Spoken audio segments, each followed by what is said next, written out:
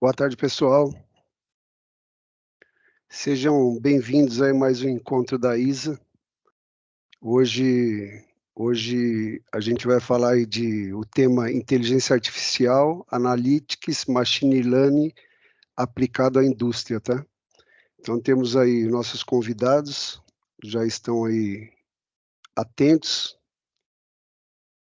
E eu vou fazer uma breve apresentação da ISA agora, tá?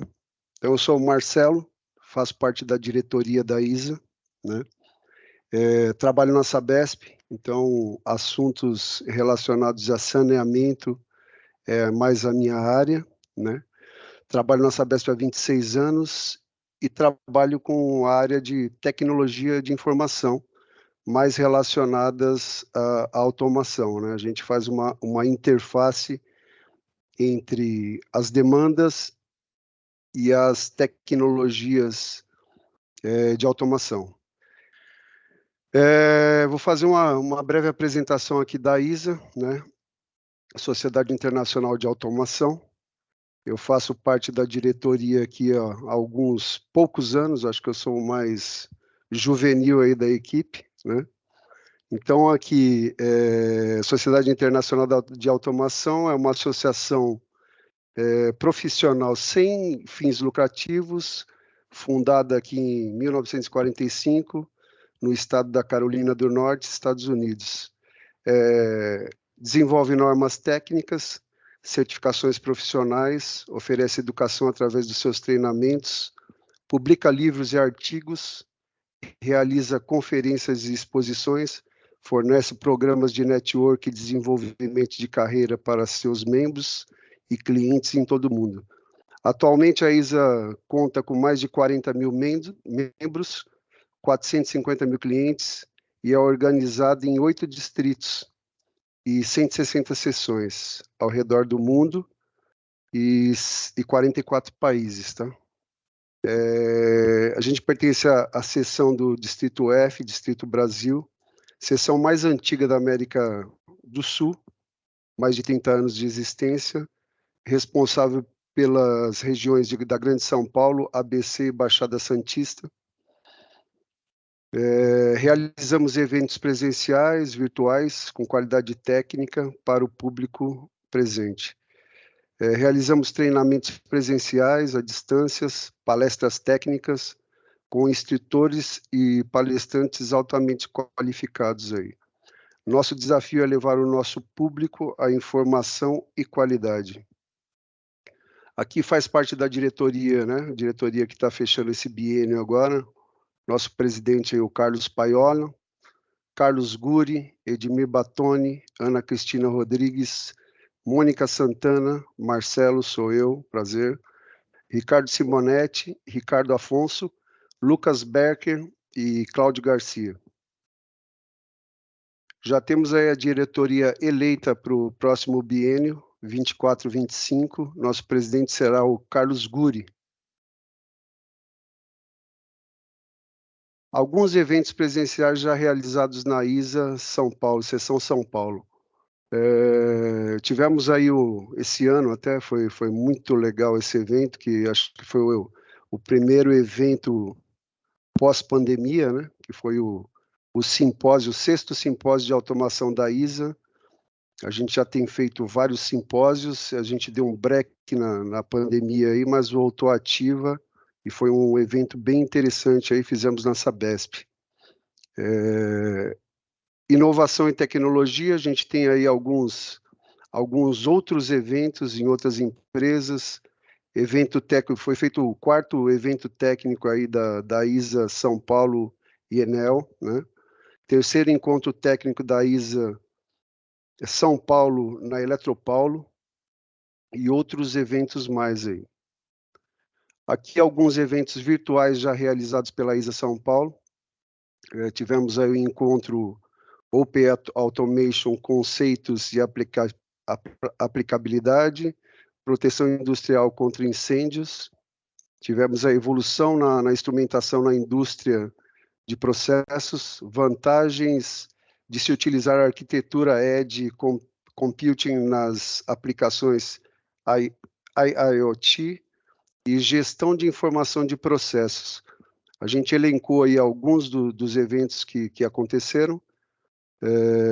Treinamentos presenciais. Aqui, os treinamentos presenciais são feitos sob demanda, inclusive na modalidade in-company, tá?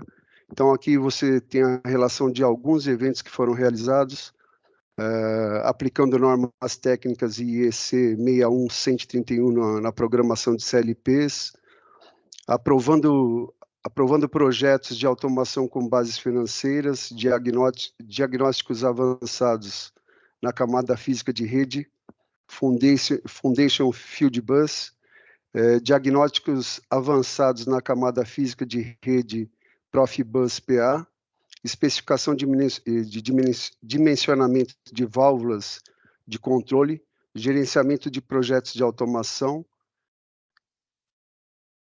instrumentação básica, medição de nível, teoria de demonstração prática, medição de temperatura, medição de vazão, rede de campo, redes industriais de comunicação de dados e sintonia de malhas de controle. Esses foram alguns dos treinamentos presenciais realizados esse ano. Treinamentos à distância, tivemos aí automação industrial, conceitos básicos de instrumentação e controle para caldeiras, controle de processo, especificações de dimensionamento de válvulas de controle, incertezas na medição, instalação elétrica e áreas classificadas, instrumentação industrial, introdução em conceitos de segurança cibernética e ambientes OT, redes industriais de comunicação de dados, simbologia e identificação, válvulas industriais, válvulas de segurança e alívio. Aí temos aí inscrições abertas no nosso site. Seja um membro da ISA. Assim, temos aqui algumas vantagens, quer dizer, muitas vantagens, né? Descontos em treinamentos oferecidos pela ISA em todo o mundo, acesso gratuito a webinar com temas tecnológicos atuais, acesso a divisões técnicas, descontos em eventos, ingresso gratuito para eventos presenciais realizados exclusivamente pela ISA Seção São Paulo, acesso online gratuito a mais de 150 normas técnicas da ISA, descontos na compra de cópias impressas ou eletrônicas de normas técnicas, download da biblioteca técnica da ISA, revista Intec, ISA Transactions, ISA Connect, desculpa aí que o meu está muito pequeno aqui, tá difícil. ISA Connect, descontos de produtos e livros editados pela ISA em todo o mundo, desconto na realização de renovação nos programas de certificação. Aqui, alguns eventos da nossa agenda desse ano, que foram realizados alguns aí. Evolução de instrumentação na indústria de processos, 4º simpósio da ISA de automação e saneamento, proteção industrial contra incêndio, Open Process Automation, conceitos e aplicações, inteligência artificial é o evento de hoje, Analytics e Machine Learning aplicado à indústria. E teremos ainda, setembro, teremos 2, a importância da ISA na capacitação de profissionais de automação de gestão industriais, redes privadas, segurança cibernética, tecnologias habilitadas para a IoT e o último, a confraternização nossa de final de ano, que vai ser dia 6 de dezembro. Aqui hoje o encontro técnico, nossos convidados aqui, o Cássio Magno de Barros, e o Ricardo Caruso. Então, eu vou passar aqui a programação para vocês. O Cássio Magnus de Barros é gerente de aplicação de soluções da Yokogawa. Ricardo Caruso, sócio e diretor da área técnica da Aquarius Software. Então, a gente vai tentar cumprir aí a programação, solicitando aí a participação do Cássio Pela nossa ordem aqui é o Cássio Magno de Barros. Cássius, tudo bem? Olá, boa tarde, tudo bem? E você, Marcelo? Tudo jóia, tudo tranquilo. Obrigado pela participação aí mais uma vez. Opa, conte conosco, é sempre um prazer fomentar aí assuntos de interesse desse grupo aí. Legal, Cássius, eu vou fazer só uma pequena apresentação aqui, tá? Se você quiser, você pode acrescentar aí.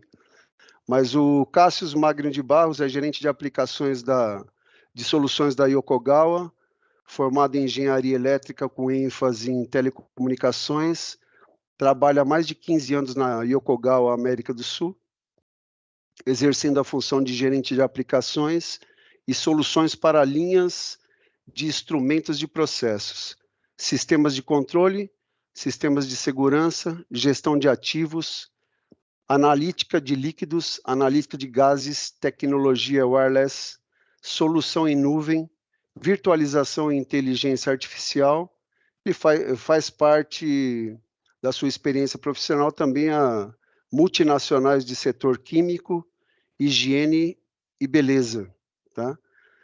Atualmente gerencia o time de desenvolvimento de soluções baseadas em nuvem com aplicação de inteligência artificial.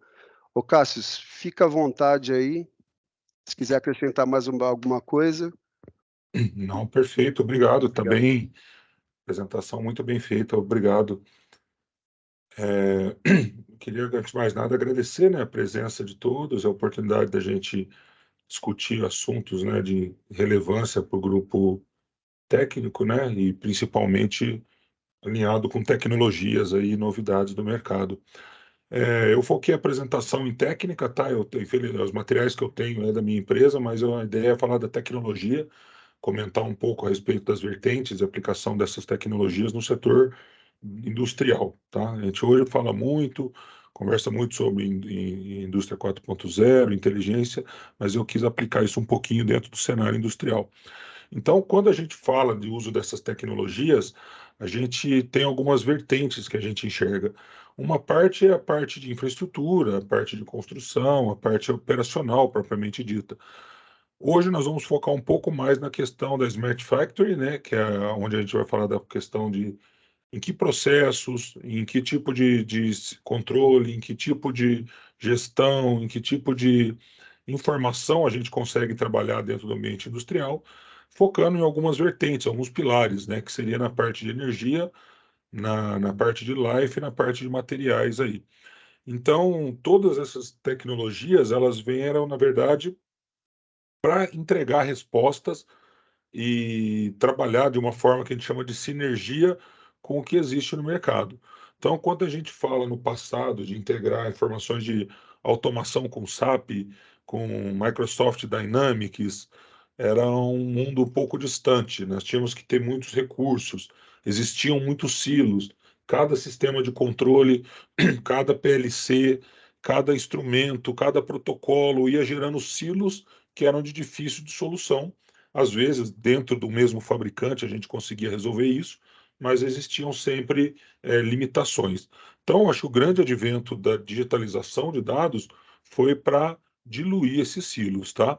Então, a vertente da gente conseguir hoje trabalhar numa base unificada, no qual a gente vai aplicar módulos de analítica, né, para conseguir tratar informações de diversas bases, vai criar dashboards, que são as telas ricas de informações, que vai retornar efetivamente para o operador, para o manutentor, as informações relevantes de processo.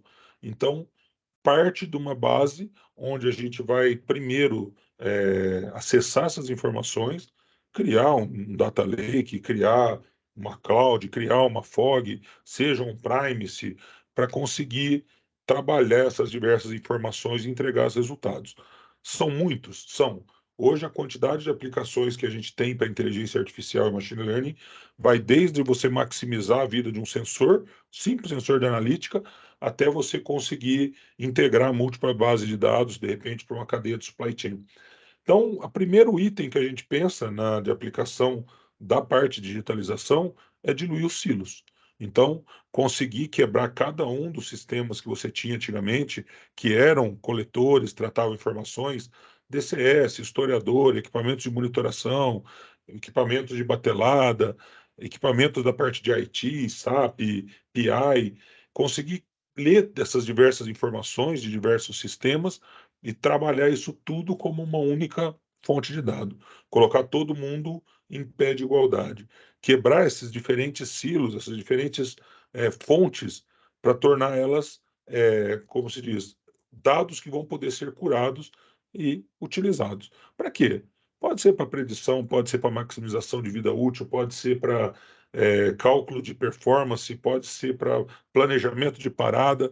Cada cliente tem uma demanda, mas a tecnologia aplicada é a mesma que veio para entregar esse tipo de resposta.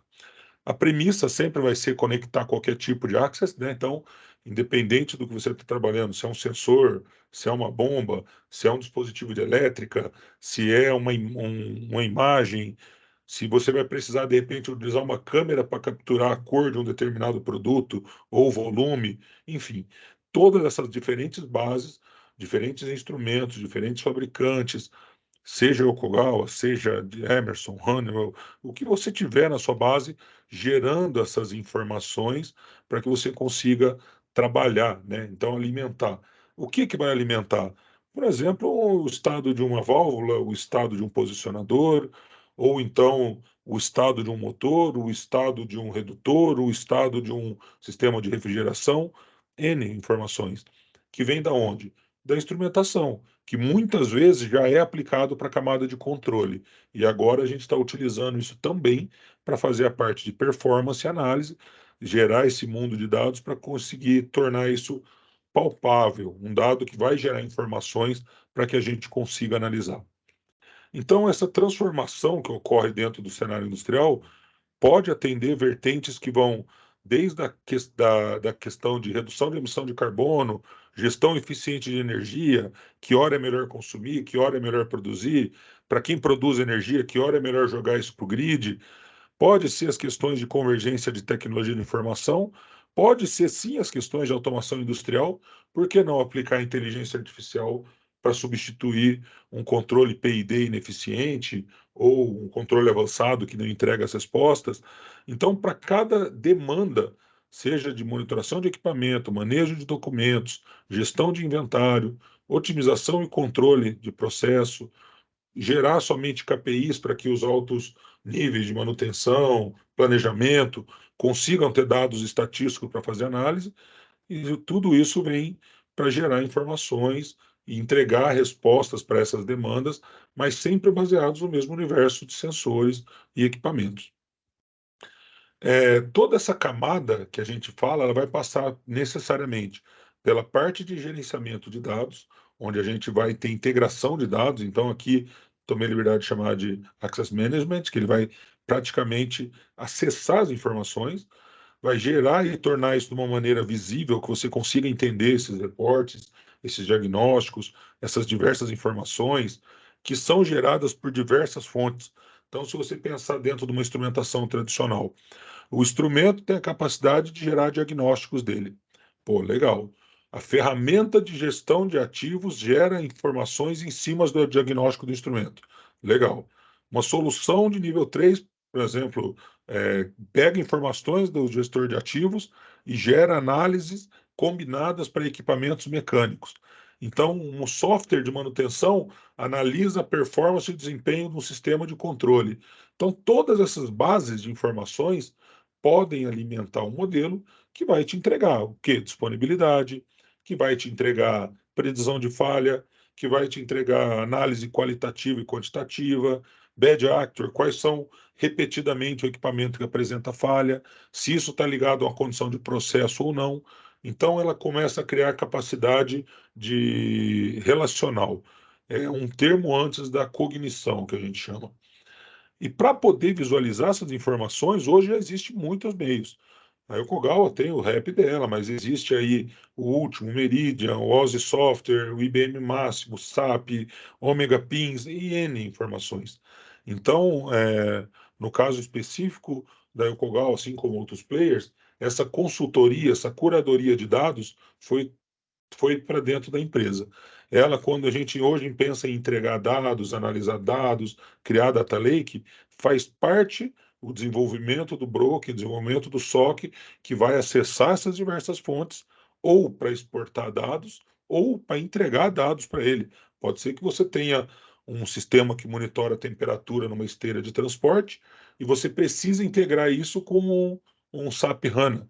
Perfeito. Então vai ser feito o desenvolvimento para que as informações tenham origem, tratamento, curadoria e destino. Essa é como ligar essa mágica que vai acontecer. Para quê? Para que nesse meio termo entre origem e destino, a gente comece a modelar dados, modelar informação. Para quê? São muitos cenários. Eu vou mencionar alguns na minha apresentação, mas são diversos. Por exemplo, monitorar máquinas.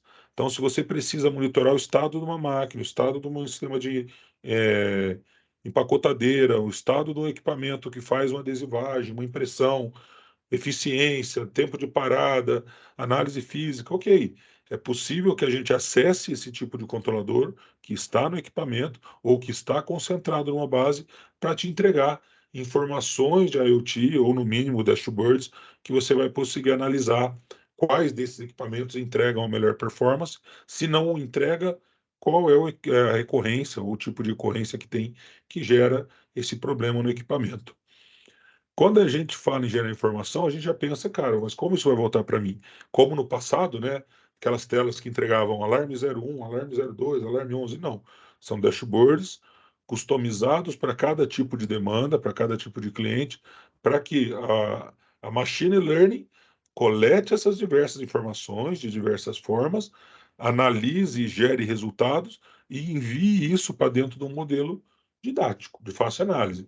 Gráfico de pizza, gráfico de porcentagem, histórico por ocorrência, histórico por região, cálculo de MTBF, cálculo de FEMEA, diversas metodologias que vão utilizar a mesma base de dados. Pode ser que você queira o índice de saúde de uma bomba, pode ser que você queira o índice de eficiência de um trocador, pode ser que você queira o cálculo de disponibilidade de um analisador laser, etc. Então, toda essa parte de tratamento dessas informações oriundas de um sistema que aprendeu, que entendeu, que tratou uma grande densidade de dados e filtrou ele para dentro de um ambiente que vai te entregar as respostas necessárias. Então, a gente saiu da base da pirâmide, que é quem gera, como isso vai ser colocado, que são diversas formas, faz parte de uma consultoria, tá, de dados, para que o sistema consiga lhe entregar de forma automática. Outro mecanismo que tem sido demandado bastante, a questão de descarbonização. Então, é natural que você tenha que aquisitar informações de diversos módulos, de diversos analisadores, de diversos sistemas, para cálculo de produção, cálculo de consumo, quanto você usa de determinado tipo de insumo para ter produção, insumo consumido versus produção para cálculo de eficiência, quanto consome de energia. Então, todas essas relações, que a princípio é até difícil de falar, você acaba pegando essas diversas fontes, concentrando elas dentro de um ambiente e usando algo que a gente considera que é o coração da inteligência artificial, que é o reconhecimento de padrão.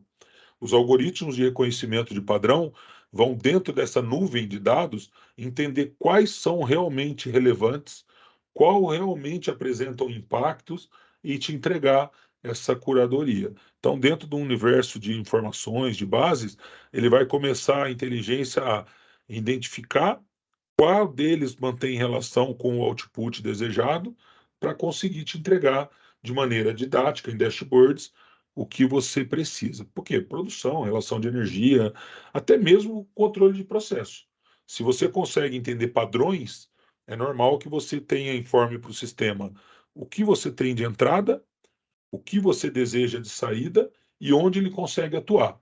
Então, por meio de um reforço, ele consegue gerar throughputs para conseguir atingir o objetivo.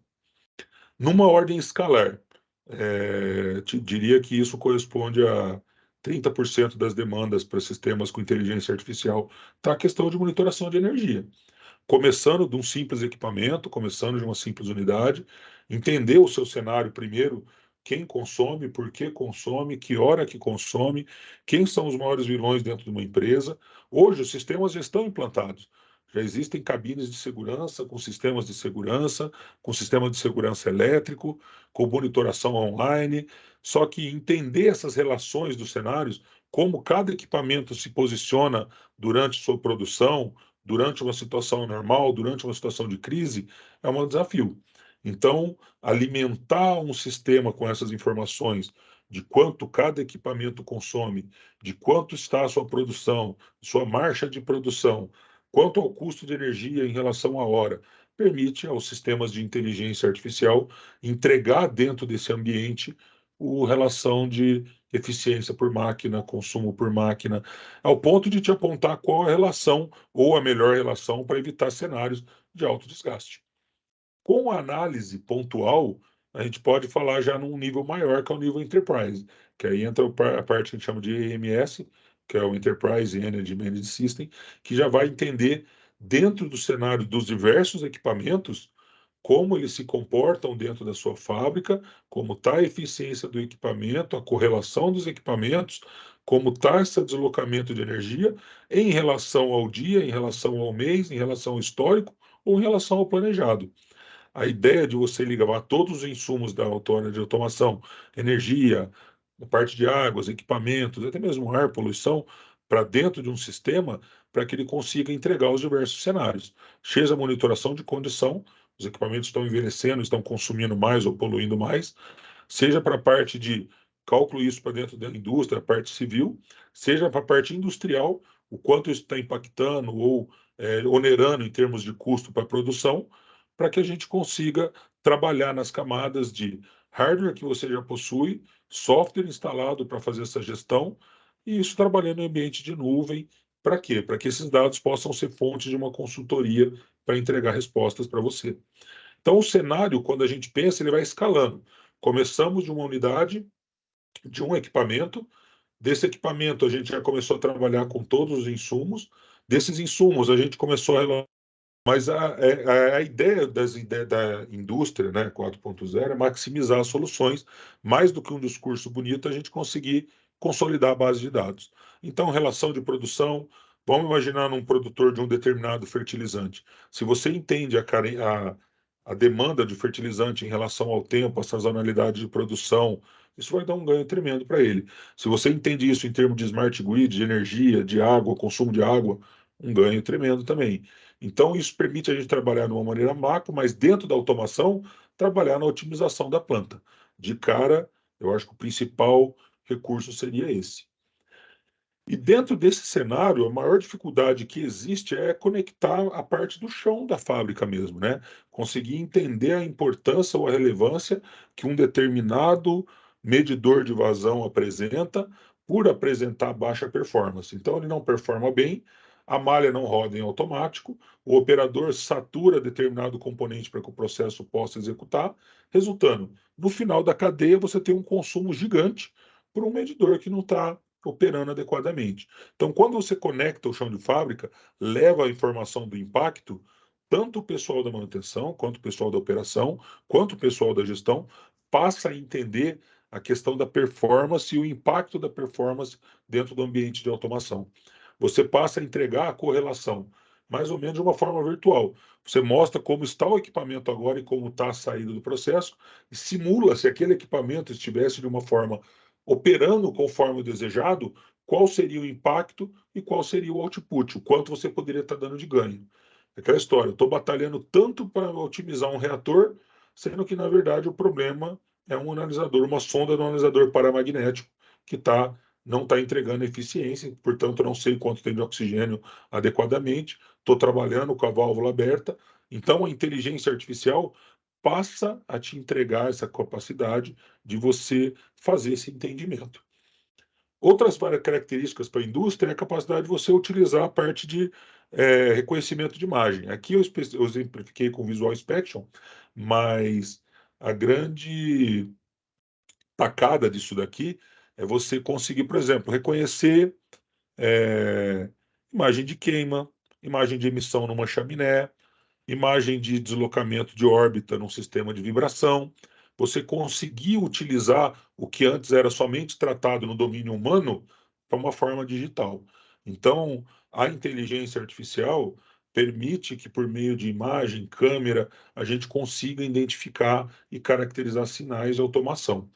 Poxa, você está controlando uma queima, você tem um flare, e ele está monitorando esse flare, relacionando aquela imagem daquele instante com a temperatura, com a emissão, com a impressão de gás, você consegue traçar uma curva diferente do que os sistemas tradicionais entregariam, que pode resultar numa otimização muito grande, uma vez que você está controlando o final da escala de um flare, que é justamente a queima, com relação às suas componentes de processo.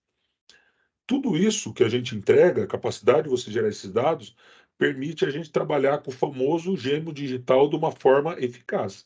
Se a gente está conseguindo digitalizar, se está conseguindo extrair informações de automação em tempo real, então você vai conseguir coletar informações do seu processo em condição real, levar todas essas informações para dentro de um ambiente de nuvem, onde ele vai espelhar e inferir os ajustes para entender como seriam esses impactos.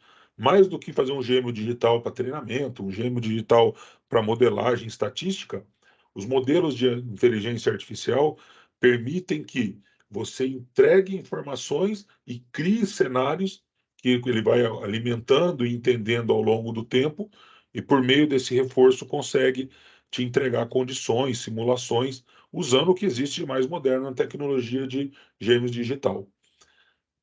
Toda essa história é o que a gente falou de paralelo, mas é possível a gente trabalhar dentro desse cenário pensando no controle autônomo utilizando inteligência artificial.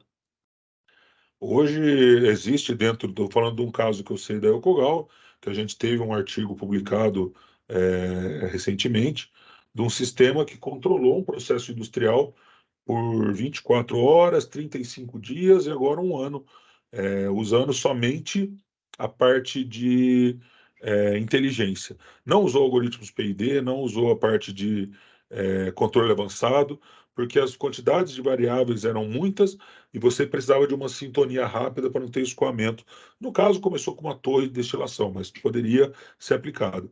Então, esse modelo que foi criado permitiu a inteligência artificial, por meio de coleta de dados, coleta de aberturas de válvula, temperatura, pressão, e informando para ela quais seriam as variáveis que ela poderia controlar, fazer a gestão eficaz de um sistema de controle. Então, você imagina um controle industrial que não usa uma estratégia PID baseada em constantes, mas que usa aí um kernel dinâmico, que basicamente usa um reforço de programação.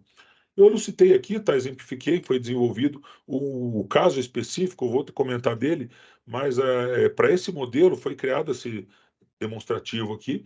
Basicamente é um controle que utiliza duas válvulas, duas bombas, dois transmissores, e aí você tem uma válvula única que consegue controlar o nível de cascata de realimentação. Então é um controle um pouco dinâmico demais e complexo, que depende de âmbito de linha, depende de velocidade de bomba, depende de abertura de válvula. Uma abertura de válvula influencia em 3 controles. Então, esse foi o modelo que foi desenvolvido lá em 2019, tá? Só para a gente conseguir entender. É um videozinho rápido, mas você observa que, né? Não rodou? Deixa eu ver aqui o que aconteceu. Ah, na primeira interação de aprendizado, basicamente o sistema começou a trabalhar no modelo P&D. Então você nota que o nível subiu para caramba, ele tentou modular as velocidades das bombas, tentando atingir um nível de controle em torno de 50%. E isso aí não foi possível. Após a 20ª interação no qual o sistema de AI entendeu a velocidade, ele já começou a entregar um controle mais estável antes de atingir os 50%, porém ainda apresentando uma flutuação indesejada, que com o reforço e o modelo desse kernel, ele passou a entender. 5 interações depois, você nota que ele já vai entregar um grau de estabilidade maior para esse modelo de controle, a variação já reduz bastante, você vê que o nível está bem controlado. Ele usou o quê? Um PID? Não. Ele usou um ajuste simultâneo de bombas versus abertura de uma válvula. Depois da 30ª interação, você nota que o controle realmente foi rápido, atingiu a estabilidade, questão de segundos, e manteve essa dinâmica, independente das variações ocasionadas na malha. Redução, conforme a caixa escoava, ele reduzia. Então, ele começou a entregar um controle dinâmico baseado, sim, em inteligência artificial, de uma forma linear, bem simplificada. Esse modelo foi o que serviu de referência para esse controle. Então, depois a gente partiu para a Eneus, que é o cliente que demandou, né, uma planta química, no qual esse algoritmo foi estabelecido.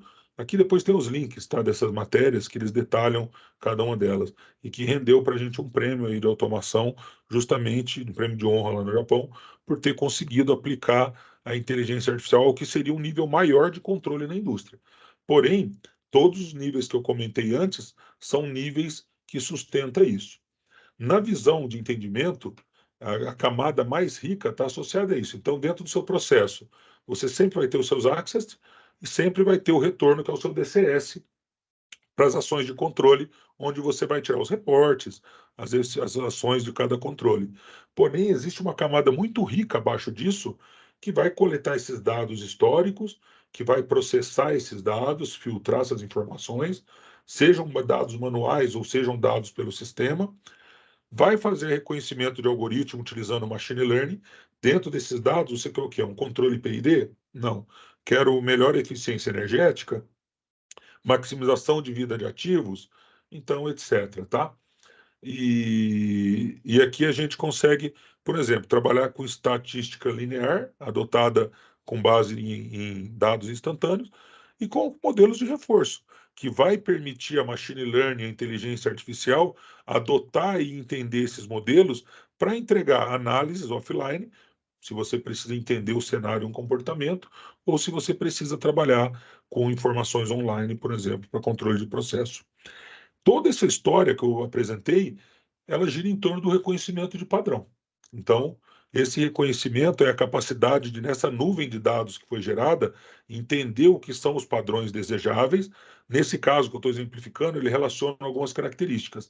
Por exemplo, supressão de selo eles chamam seal pressure, lubrificante, vibração e temperatura. O que caracteriza, por exemplo, uma falha? O que caracteriza uma cavitação?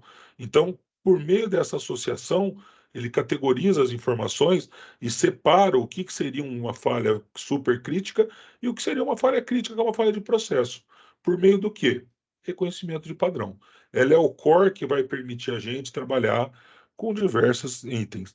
Então, dentro do ambiente de automação, você pode trabalhar desde a questão de monitoração de compressor, chiller, baixa capacidade de refrigeração, identificar riscos de quebra, baixa eficiente, ou então sistemas que estejam com alto custo de manutenção. Então, vai vir uma camada de soluções, isso usando a inteligência artificial, por exemplo, para anomaly detection, para dentro de um sistema de controle, verificar quando um dos seus componentes vai falhar. Ele faz como? Média móvel. Ele considera um equipamento num período de operação, à medida que aquela característica se repete, o algoritmo vai ampliando essa média e assim conseguindo entender em quanto tempo o equipamento vai falhar. Chega um momento que ele fala, não há previsão de falha. A partir de um sintoma, de uma anomalia, ele começa a te reportar se a média fechou em menos dias, fechou em 30, 14, 7 dias, para te dar um índice de saúde e uma previsibilidade de falha baseado nos primeiros pontos de anomalia que ele detectou. Então, antes de você ter as ocorrências, ele começa a determinar e apresentar esses desvios para você pelo reconhecimento de padrão. Predição é uma característica que a AI permite a gente fazer dentro de uma nuvem de dados, uma informação, entender quando um dos sintomas indica, por exemplo, que ele está reduzindo performance. Qual que é o primeiro indício de que esse equipamento está perdendo água, está tendo contaminação de água? É um modelo de análise. Assim como a inteligência artificial permite a gente utilizar modelos já existentes. Por exemplo, modelo EFEMEA. A gente pode categorizar todos esses dados, usar um modelo analítico ou gerar um modelo analítico de FEMEA baseado nas informações e categorizações desses dados, traçando informações. E de uma maneira visual, tudo isso pode ser relacionado a você fornecer, a linkar para o equipamento, para a inteligência, o que é o equipamento, linkar o que é o ponto de medição, para que ele consiga, de maneira gráfica, entregar as interpretações, as análises para você. Então, assim, a inteligência artificial e a machine learning são o coração desses dados. Uma vez que você gerou, acessou de diferentes fontes, derreteu os silos, conseguiu aplicar, criar uma densidade elevada, então é ela que vai permitir a gente entregar soluções que vão de processo, otimização do processo dentro da área industrial, como? Entendendo dentro das camadas normais de operação o que seria a gente chama de auto-sensing, se definir os melhores sets para cada condição de processo. Assim como ela também nos permite categorizar KPIs de performance, entender o que seria, dentro dos seus access, o que seria custo, o que seria desempenho, e aí vem uma livraria. Eu não vou detalhar um por um, porque o tempo ficaria muito grande. Mas a gente pode falar em bombas, pode falar em boiler, pode falar em chiller, pode falar em compressor, pode falar na monitoração da parte de renováveis, energia, pode falar na parte de processos, trocadores, fazer heat mapping de sistemas, monitorar múltiplos pontos de temperatura em sistemas de reação, sistemas de vazamento, e isso é um sistema que dia a dia cresce. Em bombas, então, você tem de cara a inteligência permitindo a gente fazer as questões de performance, monitorando as questões de parâmetros de operação e entregando para a gente previsões de falha, que vão desde tendência à supertemperatura, cavitação, o mesmo para um chiller, que vai ter aí seus indicadores de performance baseado em parâmetros de entrada, que ele vai classificar e entender cada um desses pontos e vai te entregar amostras. Uma caldeira, nem se diz. A quantidade de ponto que a caldeira vai te entregar, seja dos melhores pontos de controle para a questão de emissão de CO2, ou melhores questões de queima para redução de consumo, mas entregando tudo isso em modelos analíticos que você pode trabalhar em nuvem, sem a necessidade de desenvolvimento de modelos, software, aplicando esses algoritmos. Ah, mas eu tenho um compressor centrífugo desenvolvido lá em 1982. Ok, a machine vai aplicar, vai categorizar ele conforme a situação atual e vai entender o que é uma região normal de operação e falar em termos de potencial de redução de consumo, capacidade de pressurização do sistema, enfim, uma N informações que vai permitir a gente fazer um overview de software. Isso se aplica a equipamento, como eu mostrei, mas se aplica também a grandes sistemas, como a parte de energia, a parte de vapor, a parte de tratamento de efluentes, qualidade de água, dashboard de demanda. Então, todos esses dados, diferente do que no passado eram modelados, contratados em engenharia de software, hoje eles são tratados de forma direta. E para sustentar isso, aí vem a parte de curadoria de serviços. A gente vai ter sempre a necessidade de falar o quê? A parte de design de serviço, a criação das interfaces, a parte que a gente já conhece de instrumentação, de hardware, de DCS, implementação de software, se assim necessário, softwares on-premise, para você fazer a parte de computação de borda, etc. Para entregar os resultados de sustentabilidade, o objetivo que é qualidade de água, emissão de CO2, redução de energia, e quem que é o core disso? A gente vai fazer a consultoria para a implementação dessa parte do algoritmo, né? E a machine learning. Se a machine learning vai aprender, ela vai aprender baseado em quê? Quais são os inputs que ela vai receber? E a inteligência artificial. Como é que a inteligência artificial ela vai relacionar o que para entregar o quê? E isso tudo, toda a estrutura, né? Não somente o software, não somente a parte de tela, não somente a parte, tudo isso com suporte 24/7 para garantir que, no tempo em que esse sistema está aprendendo, no tempo em que esse sistema está classificando, ele vai conseguir entregar as respostas para dentro do sistema de automação. Bom, isso é o que eu tinha para apresentar de maneira assim, bem das aplicações dentro da indústria. Gostaria, acho que o próximo tema é a gente uma discussão, né? Perfeito, Cássio. Ó, excelente a apresentação. Obrigado pela participação. Para melhorar a dinâmica aqui, eu vou pedir para o Caruso fazer a apresentação. Enquanto isso, deve entrar alguns questionamentos aí no chat. E aí, no final, a gente complementa, tá bom? Oh, excelente, Obrigado, perfeito. obrigado, Cássio. Ótimo, muito Valeu. obrigado. Ricardo Caruso, sócio e diretor da área técnica da Aquário Software, professor do curso de Indústria 4.0 da Fundação Vanzolini, mestre em gestão de operações pela FEA, USP, engenheiro de automação e controle pela Poli, Escola Politécnica de São Paulo, trabalha com sistemas de otimização e gestão industrial há 16 anos, em aplicações de diversos segmentos industriais. É autor de artigos sobre gestão operacional, inteligência artificial e manufatura avançada em revistas e congressos técnicos e científicos. Parabéns aí, Caruso, fique à vontade, e no final a gente vai abrir para os questionamentos, tá bom? Ótimo. Obrigado pela apresentação, Marcelo. É sempre um prazer participar dos eventos da ISA aqui, então eu agradeço o convite. Eu me envolvi com a ISA desde da época da faculdade, assim, eu participei junto com o Paiola, né? O Paiola foi o atual presidente aqui da seção São Paulo. Ele foi o fundador da seção estudantil lá da Poli, e ele que me apresentou a ISA ali nos corredores da faculdade, acabei entrando nessa primeira turma, e desde então tem sido uma fonte bastante interessante de conhecimento, de discussão, e algumas oportunidades desse tipo, de a gente contar um pouco o que a gente faz no dia a dia aqui para a comunidade da ISA. Como o assunto analytics, inteligência artificial, machine learning é bastante amplo, eu escolhi falar sobre um aspecto dele, que é a arquitetura de dados. E principalmente como que essa arquitetura, qual a cara dessa arquitetura dentro da indústria, né? É bastante comum a gente ouvir de forma mais geral sobre analytics, né? Falando de sistemas de TI, de sistemas em nuvem com determinadas características, e para a gente que está na indústria, né? Usando dados de sensores, com problemas específicos do chão de fábrica, às vezes é até difícil encaixar, né? Como é que eu trabalho com essa tecnologia, ou com essa arquitetura, ou com esses sistemas, com os problemas que eu tenho, com os desafios de dados que eu tenho.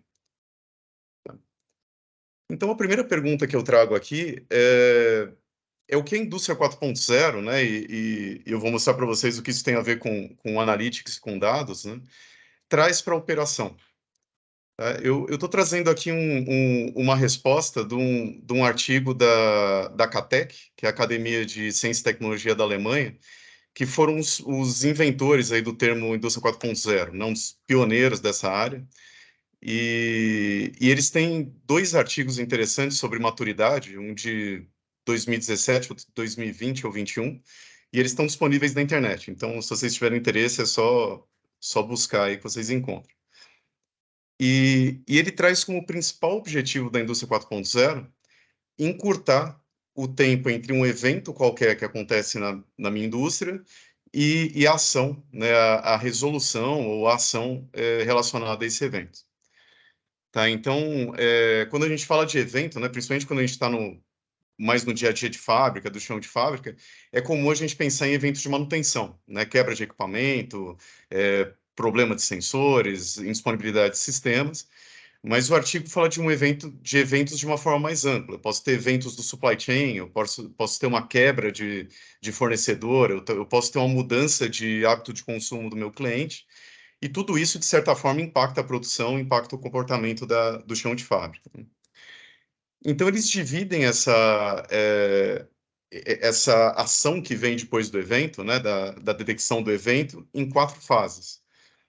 Então, aconteceu um evento, né, no supply chain, dentro da fábrica, no equipamento, com o produto. Eu primeiro tenho o tempo que eu demoro para perceber que aconteceu esse evento, né? Que é o que ele chama de latência aqui do insight, né, da percepção do que aconteceu. Depois que eu entendi que esse evento aconteceu, eu tenho um outro atraso, que é a análise do evento. Quer dizer, eu entender exatamente o que aconteceu, como aconteceu, quais foram as características desse evento. Terminada essa análise, eu ainda tenho um outro tempo, uma outra latência, que é o tempo de decisão, né? Pois, entendi o que aconteceu, o que eu faço agora, né? Eu tenho um problema de manutenção, eu chamo uma equipe de manutenção, eu tenho um contrato de manutenção com esse fornecedor, eu tenho um programa de manutenção autônoma, onde o próprio operador consegue tomar uma decisão ali e fazer o equipamento voltar ao funcionamento, né? Quer dizer, eu tenho ainda mais um atraso aqui. Eu tenho a decisão do que fazer dessa medida corretiva ou ação sobre o evento, E aí eu tenho a última parte da latência, que é o atraso na ação. Tá? Então, são vários passos que eu tenho aqui, desde entender que aconteceu alguma coisa e que eu preciso tomar uma ação, até essa ação, de fato, ter efeito no chão de fábrica. Então, a visão da Catec é que as tecnologias da indústria 4.0 estão lá para a gente tentar encurtar esse tempo e ganhar, né, tempo de produção, eficiência, reduzir estoques, enfim, ter uma operação de uma forma ampla mais eficiente. Então, olhando aqui o artigo, eles têm um pouco do que é esperado, né? Que tipo de tecnologia a gente encontra atuando em cada passo desse na resposta a um evento. Tá? Então, no passo A ali, né, de entender que o evento aconteceu, eu tenho integração de sistemas, eu tenho sistemas com capacidade de tempo real, né? Então, por exemplo, né, eu comentei manutenção lá no começo, né?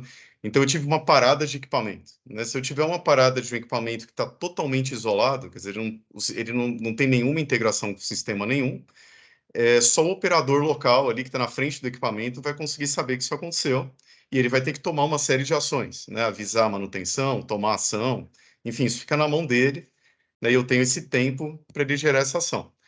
Se eu tiver, por exemplo, sistemas em tempo real monitorando esse equipamento, eu consigo entender que isso aconteceu muito mais rápido. E se eu tiver esses sistemas integrados com outros sistemas, eu posso eventualmente ter esse alerta ou essa ação de acionar a equipe de manutenção acontecendo na própria sala da manutenção ou no celular do técnico mais adequado para resolver aquele problema. Tá? Então, esses são os sistemas que estão aqui atuando na parte A, né, na primeira parte da ação da resposta ao evento. Na segunda parte, eu começo a ter um pouco mais de análise, né, quando eu quero entender o que aconteceu, né, quais são as características daquele evento. Tá? Normalmente é aqui que eu tenho uma aplicação mais massiva de inteligência artificial, de analytics, de sistemas que pegam os dados que estão em torno daquele evento, né, e aí depende do tipo de evento, e entregam uma informação um pouco mais trabalhada. Ele não vai mostrar o equipamento parou, mas ele pode mostrar para mim, por exemplo, que eu tenho um problema de sobreaquecimento do motor X ali de uma transportadora, e a solução adequada aqui é fazer uma substituição de peça ou mudar o ponto de operação daquele equipamento, por exemplo. Então, aqui eu começo a ter uma análise mais rica, né? Um pouco mais de informações sobre o evento. Depois vem a decisão de fato, né? Então, eu começo a ter sistemas que me ajudem a tomar a decisão. Normalmente, sistemas que envolvem visualização de dados, dashboards, ou até decisões já automatizadas, né? Algum sistema que consegue analisar o que está acontecendo e já me dá a melhor decisão sobre aquele evento. E por último, né, na ação mesmo, eu tenho os sistemas de integração, né, com sistemas de integração, quando a gente fala de vertical e horizontal, né, a gente está falando de sistemas que levam dados entre equipamentos e chão de fábrica, por exemplo, né, que são os verticais, né, e sistemas de TI, ou sistemas que conversam entre equipamentos da fábrica ou entre empresas de um supply chain. Tá? Então, são sistemas que permitem que esses dados transitem rapidamente entre áreas diferentes. E por fim, os sistemas que conseguem atuar no meu processo, né? Que no mundo da indústria 4.0 se chama muito de Cyber Physical Systems, né? Sistemas que juntam o cibernético com o físico, né? Que pode ser, por exemplo, eu fazer uma atuação direta num sistema de controle ou uma adaptação de um algoritmo de controle baseado numa análise anterior desse evento. A ideia toda é bastante interessante, né? Mas eu acho que já dá para perceber que a gente está falando de vários sistemas, de vários tipos de ação, né? Ou vários tipos de análise para a gente fazer o ciclo inteiro, né? Não adianta eu ter um evento, ser muito rápido para analisar esse evento, mas demorar muito para tomar essa ação, né? No final, eu ganho mesmo o tempo de reduzir o tempo inteiro, né? Entre o evento e a ação, tudo que eu conseguir reduzir nesse meio do caminho, eu vou ganhando aqui nesse intervalo.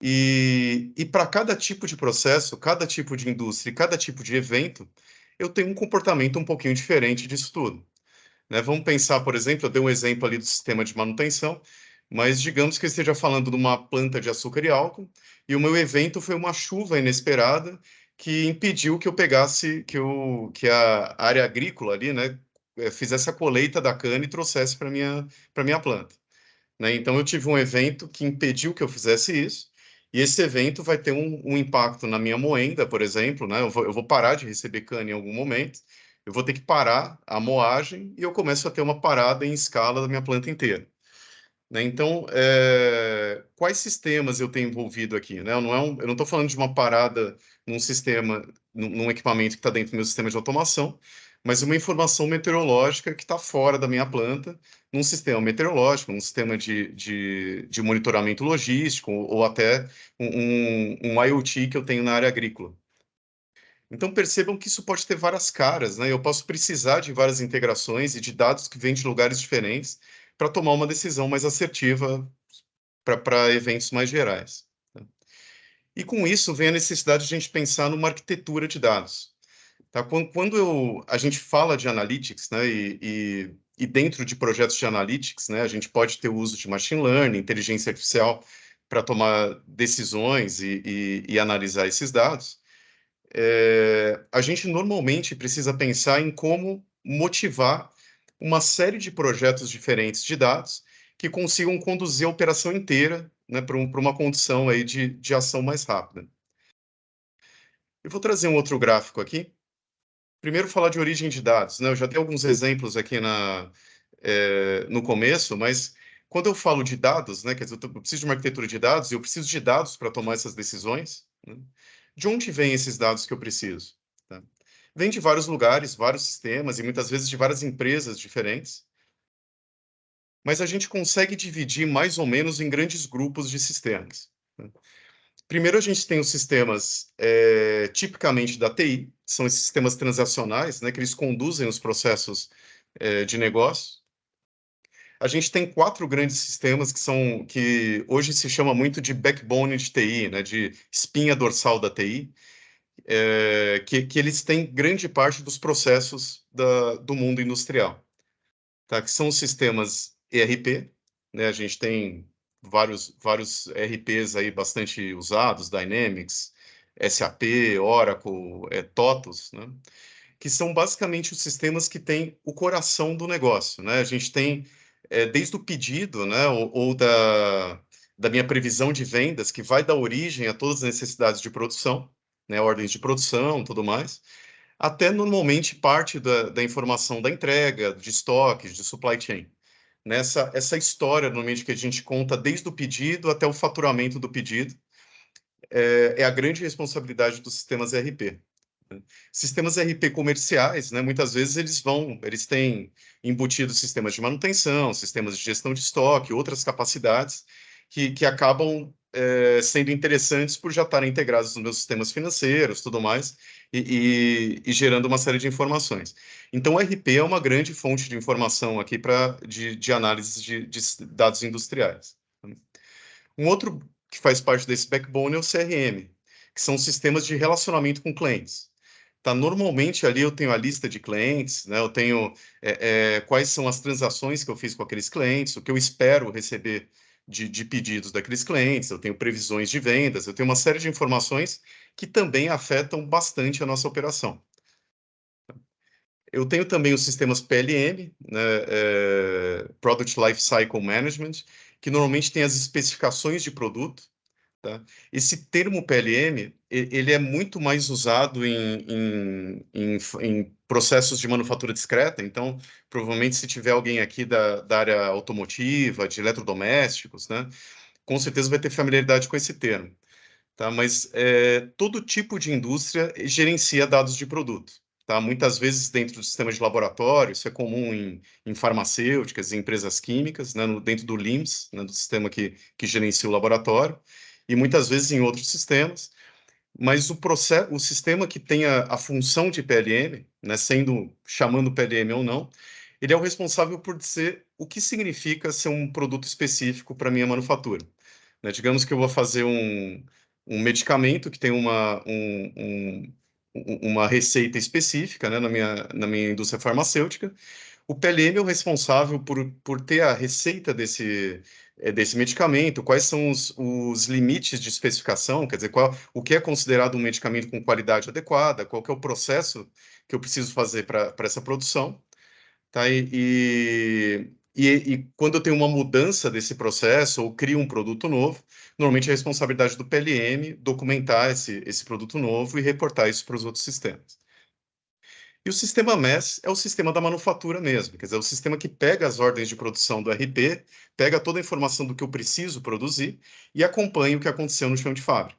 Né, onde eu produzi cada item, qual foi o posto de produção, qual foi o equipamento que produziu, quanto tempo esse equipamento ficou parado, ficou funcionando, ficou disponível, cálculos como OEE, controle de cachixo de processo, esse tipo de análise normalmente é feito pelo sistema MES.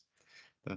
Então, são sistemas que têm já dentro dele algumas transações importantes para a indústria, e eles são fontes de informações importantes para análise. E do outro lado, eu tenho os sistemas mais tipicamente da automação. Né, equipamentos mesmo, onde eu tenho equipamentos de produção, equipamentos de processo, muitas vezes sensores, muitas vezes alguma eletrônica de controle, de decisão, né, e os sistemas de controle, né, como DCS, né, sistemas integrados, ou um sistema em escada, que normalmente integra vários equipamentos e várias áreas. Tá? Então, eu tenho essas fontes normalmente de informações que são importantes para o meu processo de análise de dados e para essa arquitetura de analytics. Tá? Pois eu tenho outros sistemas, né? Se eu começar a olhar arquiteturas reais, eu vou encontrar, como eu falei, o sistema Lean de laboratório, WMS de estoque, TMS, que são sistemas de gestão de terminal. Tá? Então, não estou esgotando aqui todas as fontes de dados, mas estou ilustrando aqui as mais comuns para a gente que é da indústria. Legal. E o que eu faço com esses dados? Eu peguei um exemplo aqui de demonstração de jornada de dados. Tá, tem uma série na literatura e em várias empresas de consultoria, né, tem uma série de desenhos de jornadas de dados um pouquinho diferentes, mas a mensagem aqui importante é que eu não saio... Quando eu falo de um projeto de analytics, um projeto de machine learning, um projeto de inteligência artificial, ele normalmente não é um projeto isolado. Tá? Ele faz parte de uma jornada que tem mais uma cara de melhoria contínua, né, do que de um projeto que tem começo, meio e fim. Tá? Isso vale para tecnologias também. Eu normalmente, quando eu tenho uma jornada de dados, não é uma tecnologia que eu compro e ela resolve o meu problema sozinha. Né? Envolve eu caminhar, né, tanto com a adoção de tecnologias e projetos diferentes, com um aprendizado interno, né, das minhas equipes e dos próprios usuários, que vão começar a tomar decisões baseadas em dados, né, com um passo aqui diferente. Tá? Então, nesse gráfico, ele mostra quando eu tenho uma empresa, né, uma equipe, né, um processo lá no começo da minha jornada de dados, quer dizer, ela já sabe que ela precisa de dados, né, ela já está começando a tomar decisão com base em dados, mas ainda gera relatórios manuais, né, depois começa a automatizar alguns relatórios, né, depois eu começo a ter sistemas de análise um pouquinho mais inteligentes, né, onde o usuário consegue criar relatórios específicos para uma necessidade específica, para uma resposta a um evento específico, tudo mais. Depois eu começo a ter um alinhamento estratégico desses sistemas. Depois eu começo a colocar um pouquinho mais de inteligência nesse sistema, né, que são análises básicas estatísticas, com estatística descritiva, estatística multivariável, até chegar a sistemas de analytics preditivos, que é onde começa a entrar normalmente a inteligência artificial. Então, não preciso necessariamente ter inteligência artificial para usar predição, mas a gente começa a usar a inteligência artificial de uma forma um pouco mais intensiva aqui. Depois eu começo a ter um uso mais amplo de inteligência artificial e de machine learning, porque eu já tenho dados mais organizados, dados com qualidade melhor, dados que eu conheço. Depois eu começo a ter uma análise mais prescritiva, né? Lembra naquela história do encurtamento ali do acesso ao evento, né? Eu começo a falar de eventos que não só me dá dados para eu tomar uma decisão, mas ele já sugere as melhores decisões. E por último, eu começo a ter uma automação. Quer dizer, eu não só entrego dados para decisores humanos, mas eu começo a influenciar, através de integrações, através de automações, o próprio funcionamento do meu processo. Tá? E isso aqui é uma jornada passo a passo, tá? Putz, eu consigo fazer alguma coisa de automação antes de automatizar todos os meus relatórios de todas as minhas plantas? Consigo. Tá? Muitas vezes eu tenho um processo que anda mais rápido nessa curva, outros processos andam de uma forma mais lenta, mas é importante que eu passe por todos esses passos, não só por cada um deles ser a infraestrutura, né, ser a base do próximo passo, mas também porque eu ganho bastante com cada um dos passos. Tá? É bastante comum quando a gente começa a fazer um projeto de analytics, né, a gente está lá no começo, a gente ainda não tem coleta de dados, não tem dados centralizados, a gente pensar, putz, eu vou ganhar dinheiro, né, eu vou otimizar meu processo, eu vou reduzir consumo de insumos, reduzir consumo de energia, melhorar a integração do meu supply chain, só quando eu chegar no machine learning. Quer dizer, eu vou fazer um monte de projetos estruturantes aqui, quando eu chego no machine learning, eu começo a ter melhoria de processo. E isso não é verdade. Tá? Muitas vezes, quando eu começo na automação de relatórios, quer dizer, eu começo a mostrar dados novos para quem ainda não tinha acesso a esses dados, eu já começo a ter um ganho significativo de processo. Tá? E muitas vezes eu tenho muitos ganhos, assim, maiores e assim com impacto maior, concentrados mais no começo dessa jornada do que no final. Tá? É bastante comum a gente encontrar grandes oportunidades de ganho no começo, e eu ganhar ali meus 20, 30% de eficiência aqui no começo, e depois eu começar a refinar, tá com percentuais menores de ganhos, ainda bastante interessantes, mas eu trabalhar mais nesse refinamento ali de percentuais maiores quando eu estou mais no final da jornada. Legal. E quais são as arquiteturas típicas que a gente encontra trabalhando com dados já na indústria, né? Quando a gente fala de chão de fábrica, quando a gente fala aqui dentro da fábrica, dentro da indústria, dentro do processo, normalmente eu tenho meus equipamentos, né? Em grande parte dos processos eu já tenho grande parte desses equipamentos automatizados, então é bastante comum a gente já encontrar alguns sensores, alguns controladores, talvez alguma EHM do próprio equipamento, onde eu já tenho acesso a alguns dados, mas dados ali ilhados ali, né, para o operador que está na frente do equipamento. Em muitos casos eu já tenho sistemas que integram, né, dados de vários equipamentos, então eu já tenho um sistema SCADA, às vezes até uma sala de controle, algum lugar que eu consiga ver dados de forma centralizada de vários equipamentos, então já começo a ter aquela decisão baseada em dados de uma forma um pouco mais ampla. E em muitos processos eu já tenho também um historiador, quer dizer, eu já tenho um repositório de dados, integrando muitas vezes vários equipamentos e vários sistemas de controle, vários sistemas SCADA, que me traz já um primeiro nível de análise. Né? Normalmente os historiadores de mercado, né, a Aquarius trabalha com a GE, nós somos distribuidores da GE, então a gente trabalha bastante com GE e História, né, mas tem vários outros historiadores no mercado que trabalham mais ou menos da mesma forma. Eles já têm portais e já têm os primeiros recursos de análise de dados. Tá?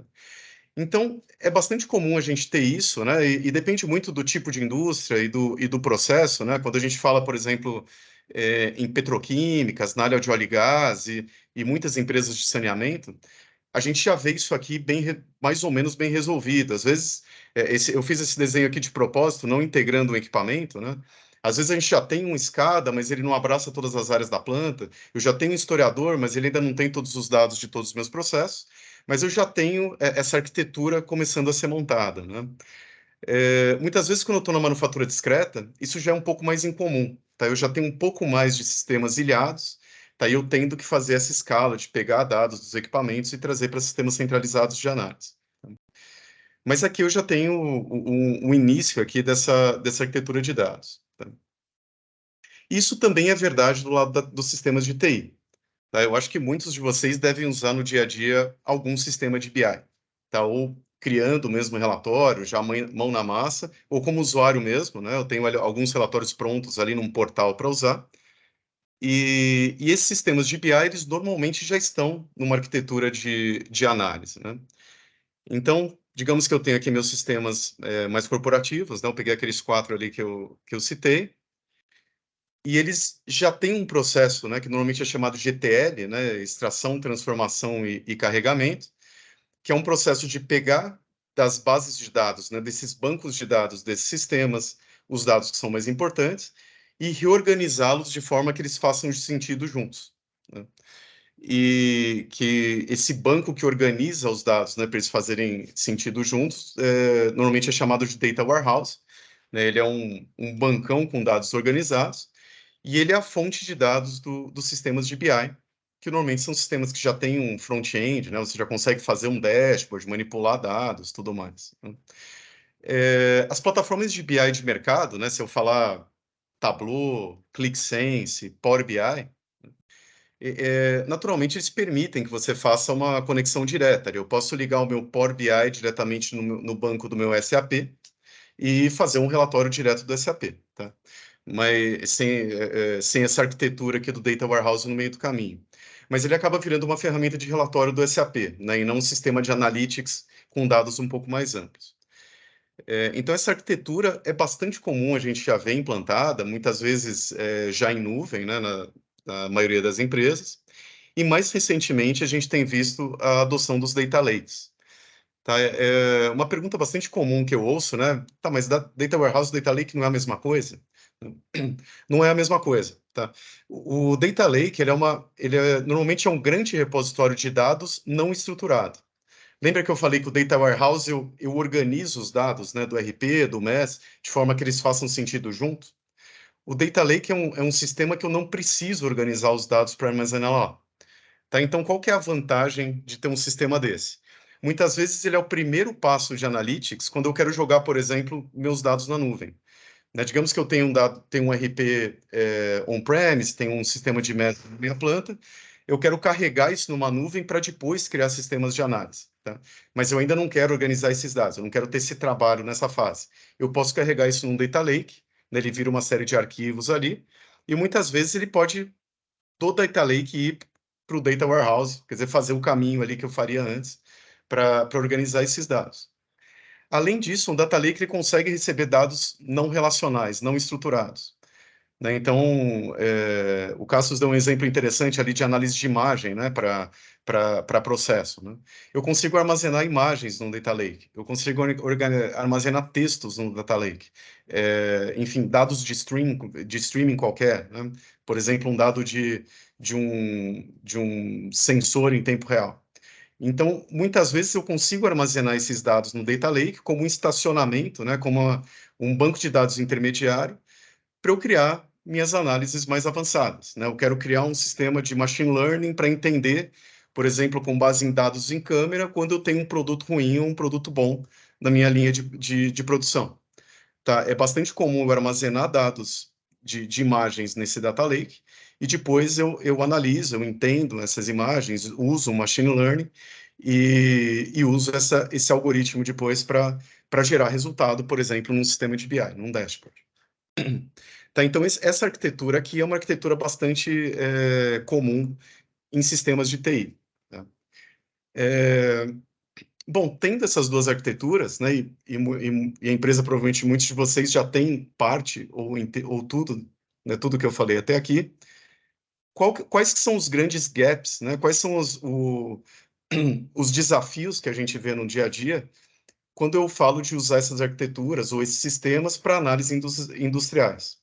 Tá, então, eu vou trazer aqui 3 tecnologias e 3 desafios que a gente encontra normalmente no dia a dia. O primeiro é quando eu falo de fazer analytics em sistemas industriais. Talvez alguns de vocês já tenham tido a experiência de pegar dados da automação ou dados de um historiador e trabalhar, visualizar esses dados num sistema de BI. Tá? Dá para fazer isso? Dá. Tá? E tem uma série de aplicações que isso faz sentido, né? Eu tenho ali, por exemplo, no dia a dia, um ClickSense como um sistema de BI, eu quero pegar um dado de um historiador e ver alguns dados ali, uma produção de hora em hora, uma temperatura consolidada, eu consigo fazer isso. Mas tem uma série de tipos de análise industrial, né? Eu quero entender, por exemplo, qual que é a curva ótima de uma determinada bomba. Eu quero entender qual que é o perfil de temperatura de uma batelada ótima de um determinado produto. Eu quero entender, por exemplo, quais são as características de consumo de água numa indústria de saneamento que permitam que eu faça o meu bombeamento, por exemplo, de reservatórios de uma forma otimizada, né? Considerando, por exemplo, o custo de energia e disponibilidade de equipamentos. Tá? Esse tipo de análise exige uma capacidade de análise, algoritmos e visualizações diferentes do que normalmente nossos sistemas de BI trazem. Então, aqui começam a aparecer os sistemas industriais de analytics. Tá? Então, eu tenho meus historiadores, que são bancos de dados temporais, né, normalmente muito bons em armazenar dados de sensores, e eu tenho, do lado da análise de TI, meus sistemas de armazenamento de dados estruturados ou não estruturados. Né? E muitas vezes, ao lado desses sistemas de analytics, é bastante comum eu ter já uma equipe de engenharia de dados, uma equipe de analistas de dados, que conseguem pegar esses dados e gerar visualizações ou análises específicas. Mas como que eu pego os dados temporais de alta velocidade, né, com características específicas do meu historiador, e integro nesses sistemas? Tá? Não tem uma forma muito clara de fazer isso. Tá? Eu consigo copiar um dado de um historiador dentro de um data lake? Consigo. Mas eu perco toda a capacidade de análise do meu historiador, enfim, cálculo de totalizações temporais, de curvas médias, de uma série de coisas que ele já entrega para a gente aqui diretamente. Eu consigo pegar um dado historiador e colocar no Data Warehouse? Consigo, colocando dentro da estrutura do Data Warehouse. Quer dizer, eu preciso colocar uma série de metadados ali que não estavam no historiador e da mesma forma eu perco toda a capacidade de análise do historiador. Tá? Então, a gente trabalha com algumas tecnologias específicas para a indústria para fazer esse meio do caminho. Então, uma que a gente usa aqui é o SIC, que é um sistema de analytics feito para dados temporais, para dados de chão de fábrica. Tá? Quando eu falo historiador, ele pode ser um outro banco de dados. Né? Eu posso ter os dados do meu chão de fábrica num banco de dados no meu supervisório, num outro tipo de sistema. Né? O SIC e outros sistemas de analytics, eles são muito bons em integração, então eu consigo trazer os dados da forma no lugar que ele tiver, mesmo que esteja num data lake, tá? É uma arquitetura um pouco estranha, mas eu posso fazer isso, né? Jogar dados temporais no data lake e usar o SIC para fazer a análise desse dado. Mas muitas vezes, quando não tem um historiador, ou quando alguns dados não estão no historiador, isso pode fazer sentido. E ele acaba virando um sistema de analytics para os analisadores de processo, de qualidade, de manutenção que eu tenho na engenharia. Né?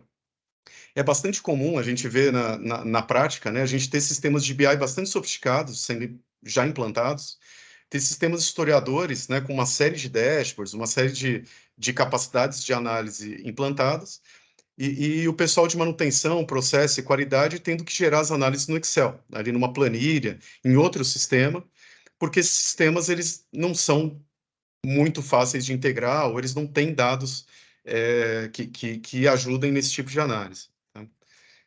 Então, qual que é a cara de um sistema de analytics industrial? Tá? Esse aqui já é o desenho do próprio SIC. Né?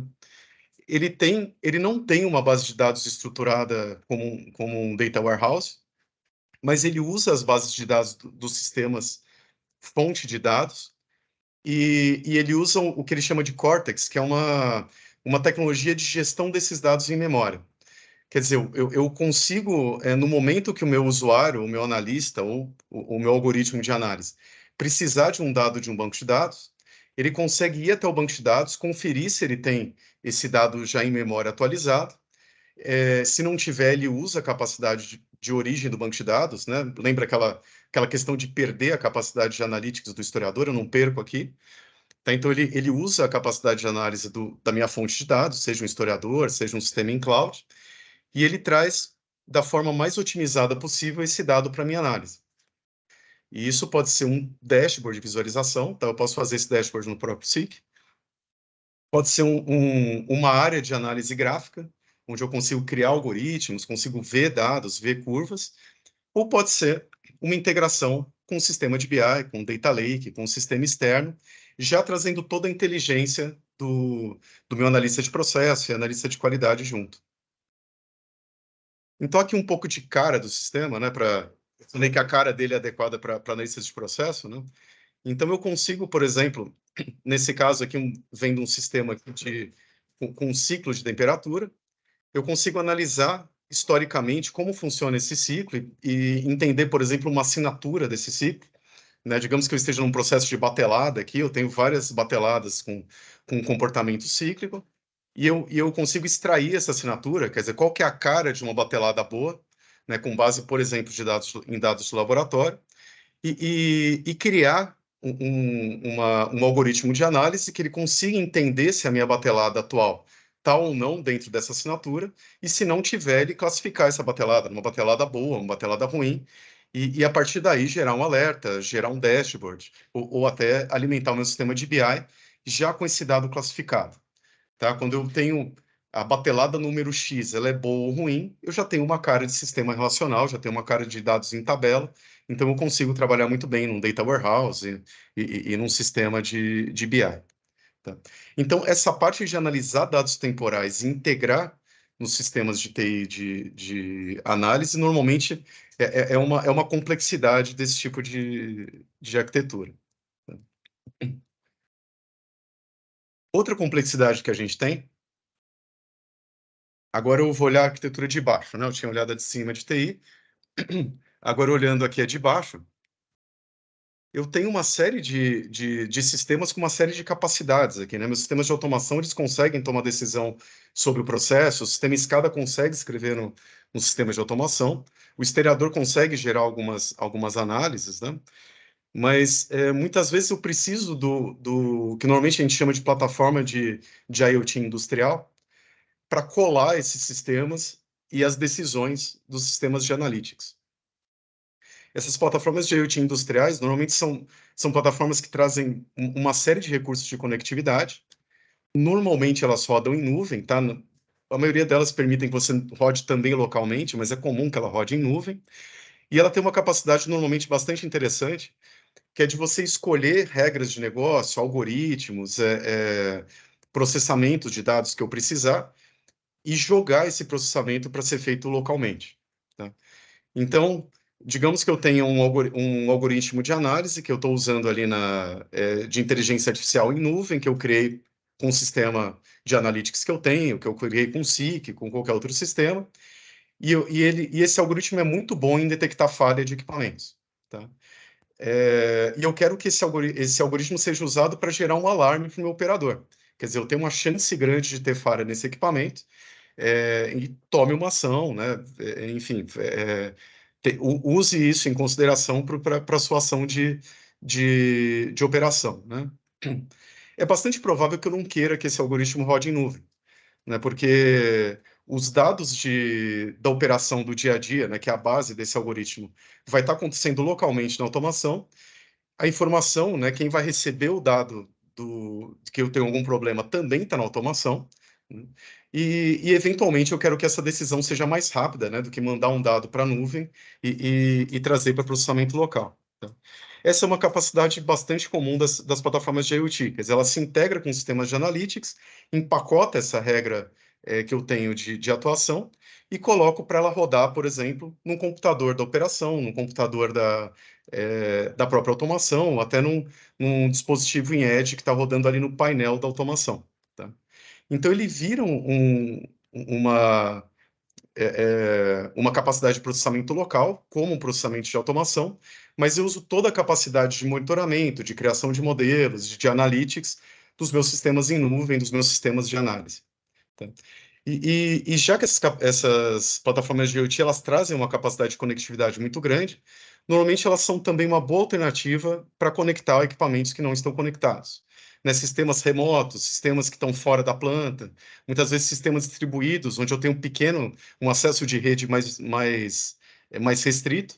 Normalmente eu consigo empacotar essa capacidade de comunicação, às vezes até de armazenamento de dados local, pela plataforma de IoT, e ele faz, por exemplo, se eu tiver uma rede muito ruim, né, uma rede intermitente com esse equipamento, ele cria pacotes de dados e sincroniza com a nuvem de tempos em tempos, de minutos em minuto, hora em hora, quando for necessário. Tá? Então, também para materializar qual é a cara de uma plataforma de IoT, então, eu trouxe aqui um screenshot. É uma plataforma que a Aquarius está começando a trabalhar agora, mas a gente ainda não fechou a parceria, então não posso divulgar o nome, tá? Mas eu acho que essa tela ilustra bem como essas plataformas funcionam, e se vocês tiverem interesse, provavelmente vocês vão ver aí na comunicação da Aquarius nas próximas semanas que plataforma é essa. Então, essas plataformas normalmente têm essa cara de fluxograma. Tá? Por quê? Né? Porque normalmente eu preciso pegar um dado de algum lugar, digamos que eu tenho um equipamento com uma rede Modbus, eu preciso pegar o dado Modbus, fazer o processamento desse tag, desse dado, e eventualmente pegar esse dado e enviar para um data warehouse, enviar para um historiador, enviar para algum lugar para manter a persistência do dado, e também tomar uma decisão sobre ele. Digamos que eu já tenho um algoritmo rodando ali, que é uma caixinha dessa. Se o algoritmo me disser, putz, alerta, eu tenho um problema, eu preciso tomar uma ação agora, escreve de novo na automação que eu preciso tomar essa ação. Ou escreve na minha IHM, no meu SCADA, um alerta específico para o operador. Tá? Então, normalmente eu tenho regras muito específicas para aplicações bastante específicas e com necessidades de integrações específicas. Então, essas plataformas elas trazem essa capacidade de configuração da integração, configuração da regra gráfica, para usar o mínimo de código possível para colocar toda essa complexidade específica do meu processo. Então, as plataformas de IoT, normalmente elas ajudam a gente a trazer sistemas que não estavam ainda integrados e a fazer a ação automatizada no processo. E, por último, tá um outro tipo de sistema que é bastante comum nessa arquitetura, são esses painéis integrados de visualização. Né? Notaram que no desenho que eu coloquei ali o BI, né, como um sistema de visualização de análise para os sistemas de analytics. Eu tenho aquele painel ali aquele portal ali do historiador, do PINS, né, dando a visualização de alguns dados, e eu tenho dados de vários sistemas e nos meus sistemas SCADA, né, como plataformas de visualização. É bastante comum eu querer integrar essas plataformas, esses dados, né, ou esses resultados de análise, numa plataforma única de visualização. Tá? Principalmente quando eu estou criando, por exemplo, control towers, né, aquelas salas de controle onde eu tenho dados analytics, ou eu preciso entregar num celular um dado específico. Né? Então, a gente tem esses sistemas de painel integrado de visualização, que ele não é um BI, tá? Ele não tem capacidade analítica, ele não é um supervisório, né? Normalmente ele não é feito para você atuar no processo, mas ele é muito flexível graficamente para eu criar telas adequadas para vários tipos de usuários. Tá? Eu posso criar um dashboard, criar uma tela com cara de tela de operação, uma tela de alertas. Tá? E ele é bastante flexível também em termos de dispositivos. Quer dizer, eu posso ver isso num celular ou ver num telão grande numa sala de operação. E ele, por si só, já traz uma série de opções de conectividade. Tá? Então, ele não é um sistema onde eu vou integrar dados de sistemas como um data warehouse. Ele é um sistema onde eu vou mostrar dados de vários sistemas numa tela unificada. Tá? Então, eu consigo combinar um dado de um sistema de manutenção, falando que eu tenho uma ordem de manutenção aberta, com um dado de tempo real que vem via MQTT, via OPC do meu processo. E aí eu acabo tendo tela com a cara que eu precisar, tá? Uma cara bem processo, é bastante comum a gente ter esse tipo de cara aqui quando eu tenho uma área de operação bem ligada ao chão de fábrica, né? Ou bem ligada a uma área de warehouse, de stocks, mas eu posso ter caras também bem mais gerenciais ou bem mais analíticas. Tá? E se eu precisar de uma capacidade analítica de um BI, por exemplo, eu não vou substituir o BI por um painel desse, mas eu posso embutir a tela de um BI dentro de uma tela dessa de visualização. Tá? Então, é um sistema que vai dar essa flexibilidade. Né? Percebam que eu estou falando de sistemas e da arquitetura inteira que nos deu o máximo de flexibilidade, porque a gente não sabe a priori quais são as oportunidades de análise que a gente vai ter com os nossos dados. Legal?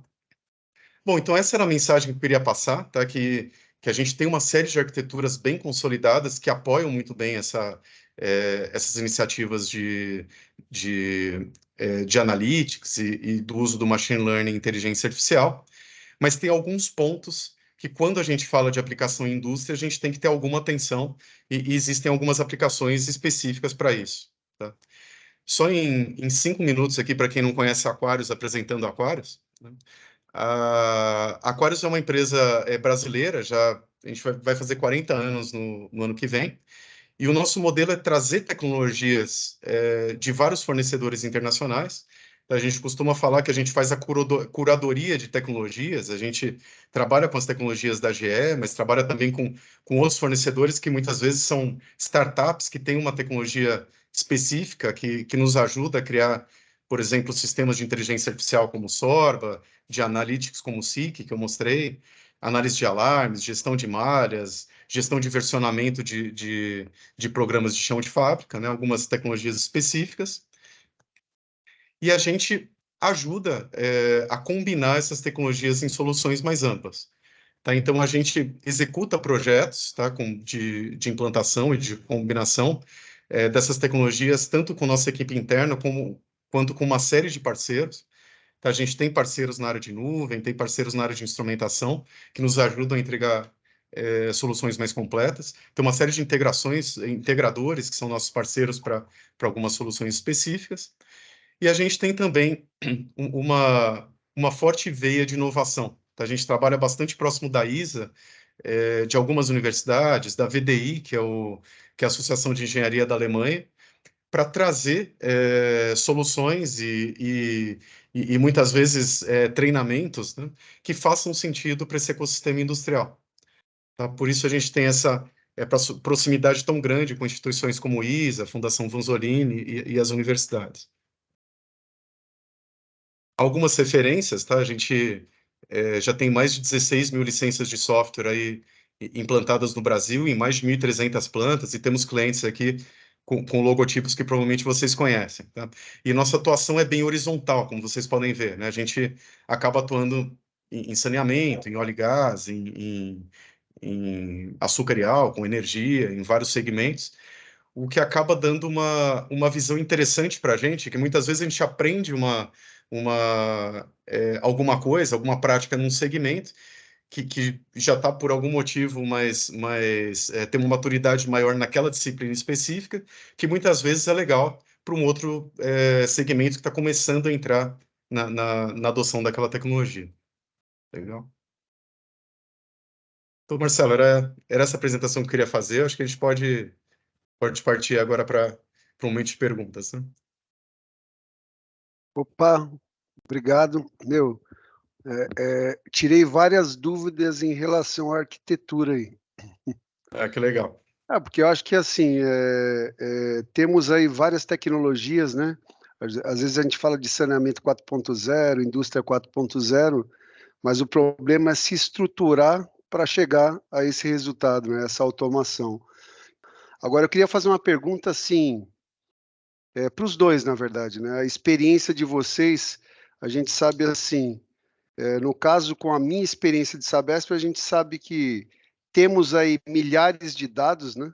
Milhares de informações, e às vezes o que falta é essa organização dessas informações, que a gente sabe que tem vários sistemas, várias integrações. Eu queria que vocês falassem assim de algum projeto aí que foi um desafio para a organização desses dados. Queria um comentário aí dos dois, porque eu acho que a parte principal, se não tiver esses dados, não tiverem sensores, a gente não consegue chegar a um nível avançado aí de automação, né? Isso chão de fábrica ou até em sistemas corporativos aí chegando aí dados de informações aí para o ERP para que a gente tome aí algum tipo de atitude. Aí é um comentário, assim, é uma pergunta genérica, mas eu acho que vocês têm experiência suficiente para nos alertar aí o melhor caminho, prós e contras, né? Então é isso aí. Obrigado. Sim. Cassius, posso começar, já que já estou com o microfone aberto aqui? Por favor, Ricardo. Legal, obrigado. Bom, Marcelo, muito boa a sua colocação, porque normalmente é o primeiro grande problema que a gente tem, não é a falta de dados, mas o excesso, né? A gente, a informatização dos processos, tanto de chão de fábrica quanto dos processos de negócio, é um processo que as grandes indústrias já passaram, né? E já estão vivendo aí há décadas, né? Então, é bastante comum a gente chegar na empresa, já ter muitos dados, mas a gente começar a ter que fazer essas amarrações, né? Quer dizer, como que os dados se conversam, né? Deixa eu pensar num caso específico, né? Eu vou contar um caso que não foi divulgado, então não vou citar o cliente, mas que eu acho que é bem simbólico, né? É uma empresa da área de alimentos e bebidas, ela começou a levantar, né? Começou a querer fazer esse processo. Quer dizer, eu quero levar dados do meu chão de fábrica para o RP, para ter maior precisão nos dados. Eu quero ter dados para fazer análise, né? Então, gerar data warehouse, data lakes, onde eu posso fazer análises cruzando esses dados. Agora eu preciso começar a procurar onde estão esses dados, vamos começar a fazer um inventário de dados, né? Talvez seja esse o primeiro passo, né? E eles começaram a encontrar, e isso é muito comum a gente encontrar em arquiteturas comuns, uma responsabilidade não muito clara dos sistemas para cada um dos dados, né? Eu lembro que a gente encontrou nessa empresa, uma empresa com várias plantas e atuação em vários países, uma coisa do tipo 18 sistemas na camada MES. Então, quer dizer, tem um sistema ali que faz a gestão de qualidade para uma planta ou para uma área específica, tem um outro sistema que faz gestão de qualidade e também eficiência para uma outra planta, né? E então a primeira grande decisão que a gente tem que tomar é quem que é o responsável pela verdade ali, né? Quando o RP fala que a qualidade é boa e um sistema desse falar que não, né? Quem manda, né? Então a gente começa a desenhar arquitetura até antes de olhar os dados, né? Quer dizer, como que eu desenho uma arquitetura para que os dados tenham qualidade, para que o dado que eu estou olhando seja considerado realmente a verdade, né? E aí vira uma discussão até mais estratégica que técnica, né?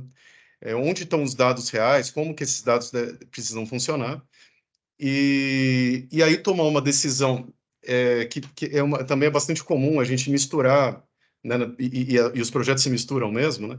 Integração dos sistemas com análise de dados, né? Muitas vezes eu preciso que uma parada de equipamento gere um alerta, gere um evento para um sistema de manutenção para que ele abra uma ordem de manutenção. Eu tenho muito pouca análise de dado nesse link. Quer dizer, eu tenho um dado num protocolo X no chão de fábrica, ele pode ir para um historiador, eu posso identificar que isso é uma parada através de uma regra de MES, e eu faço uma integração via, por exemplo, web service com o meu RP. Tá? Agora, eu quero começar a analisar quais são os meus equipamentos que param mais e quais são as características operacionais que isso acontece. Eu preciso, de algum jeito, acessar todos esses sistemas pelo sistema analítico, né? Então, eu acho que tem um pouco esse desenho, né? Quer dizer, qual a responsabilidade dos sistemas, quais são os sistemas que vão se conversar, né? Quer dizer, um vai atuar no outro, não em termos de gerar dashboards, mas de fato escrever dado um no outro. E, por fim, quais são os dados que vão gerar as minhas análises, os meus dashboards de forma confiável, né? Por isso que eu comentei da jornada, né? A gente não consegue fazer esse caminho todo de uma vez. Então, normalmente eu começo a olhar os dados, eu começo a entregar os dados para os primeiros decisores. O decisor aprende a tomar decisão com base em dados, né? Aí eu começo a dar mais inteligência nesses dashboards, e aí isso vai andando, né? Não é uma limitação tecnológica fazer o caminho todo de uma vez, mas é uma limitação natural das próprias equipes e da própria natureza desse projeto. Legal. Cássio, Opa, obrigado aí. Essa resposta acho que bem completa, até pelo nicho de experiência que vocês têm na Qualis, mas é nessa linha mesmo. A gente tem um caso concreto que é uma empresa que opera um antigo ativo da Petrobras e queria também passar pelo processo de digitalização e tinha umas demandas específicas, entre elas concentrar informações de diferentes sistemas e PLCs que ele tinha nas suas ilhas e também monitorar ativos mesmo, monitorar a capacidade de transporte de linhas que estavam envelhecidas, equipamentos rotativos que estavam envelhecidos e não tinha a parte de instrumentação. Se tinha, tinha algo muito antigo. Então, em um primeiro momento é feita essa análise, que é esse trabalho de identificar o que você tem de informação e o que você pode confiar como gerador de informação. Muita coisa é uma referência de operacional, mas para gerar dados no qual você vai inferir estatística, aprendizado de máquina. Então entra uma outra camada de negócios, que é o fornecimento dos sensores, ou no modelo tradicional de CAPEX, que acho que a Sabesp já conhece bem, e a gente agora, para o mundo da automação da Yokogawa, a novidade é o fornecimento de sensores como serviço. Por quê? Para reduzir o custo, né? Você veja, é uma empresa que tem um contrato, uma concessão de 20 anos ou 10 anos para operar esses ativos. Ela investir em CAPEX é complicado, porque terminou o contrato, não há garantia de que esse ativo vai ficar para ela.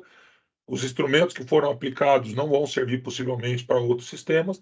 Então, faz muito sentido um contrato desse tipo, no qual não é um leasing, no qual não é um comodato, e sim um contrato de serviço. Vão ser instalados tantos sensores quanto necessários para cumprir essa missão, independente do tipo, para que a gente consiga alimentar a base de dados, o data lake, para que então a gente comece a fazer as análises necessárias, no qual o custo é muito reduzido. A gente costuma falar que se você tem um OPEX hoje para fazer um serviço de campo, uma inspeção manual, é possível você pensar em digitalizar dados. Você sai de uma proposta de CAPEX na ordem de milhões para uma proposta na ordem de, sei lá, 200, 300 reais por sensor por mês, no qual ele vai fazer as análises, curadoria, entrega de dados.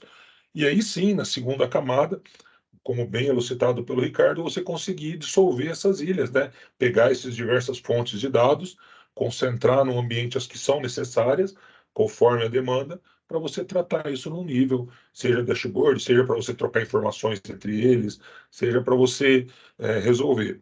Algumas empresas ainda trabalham no modelo tradicional, principalmente setor químico, né? Eles têm o modelo, você vai analisar, eles vão, com certeza, vão ter parte das informações necessárias, uma parte a gente acaba tendo que complementar. Aí entra aquela história, né?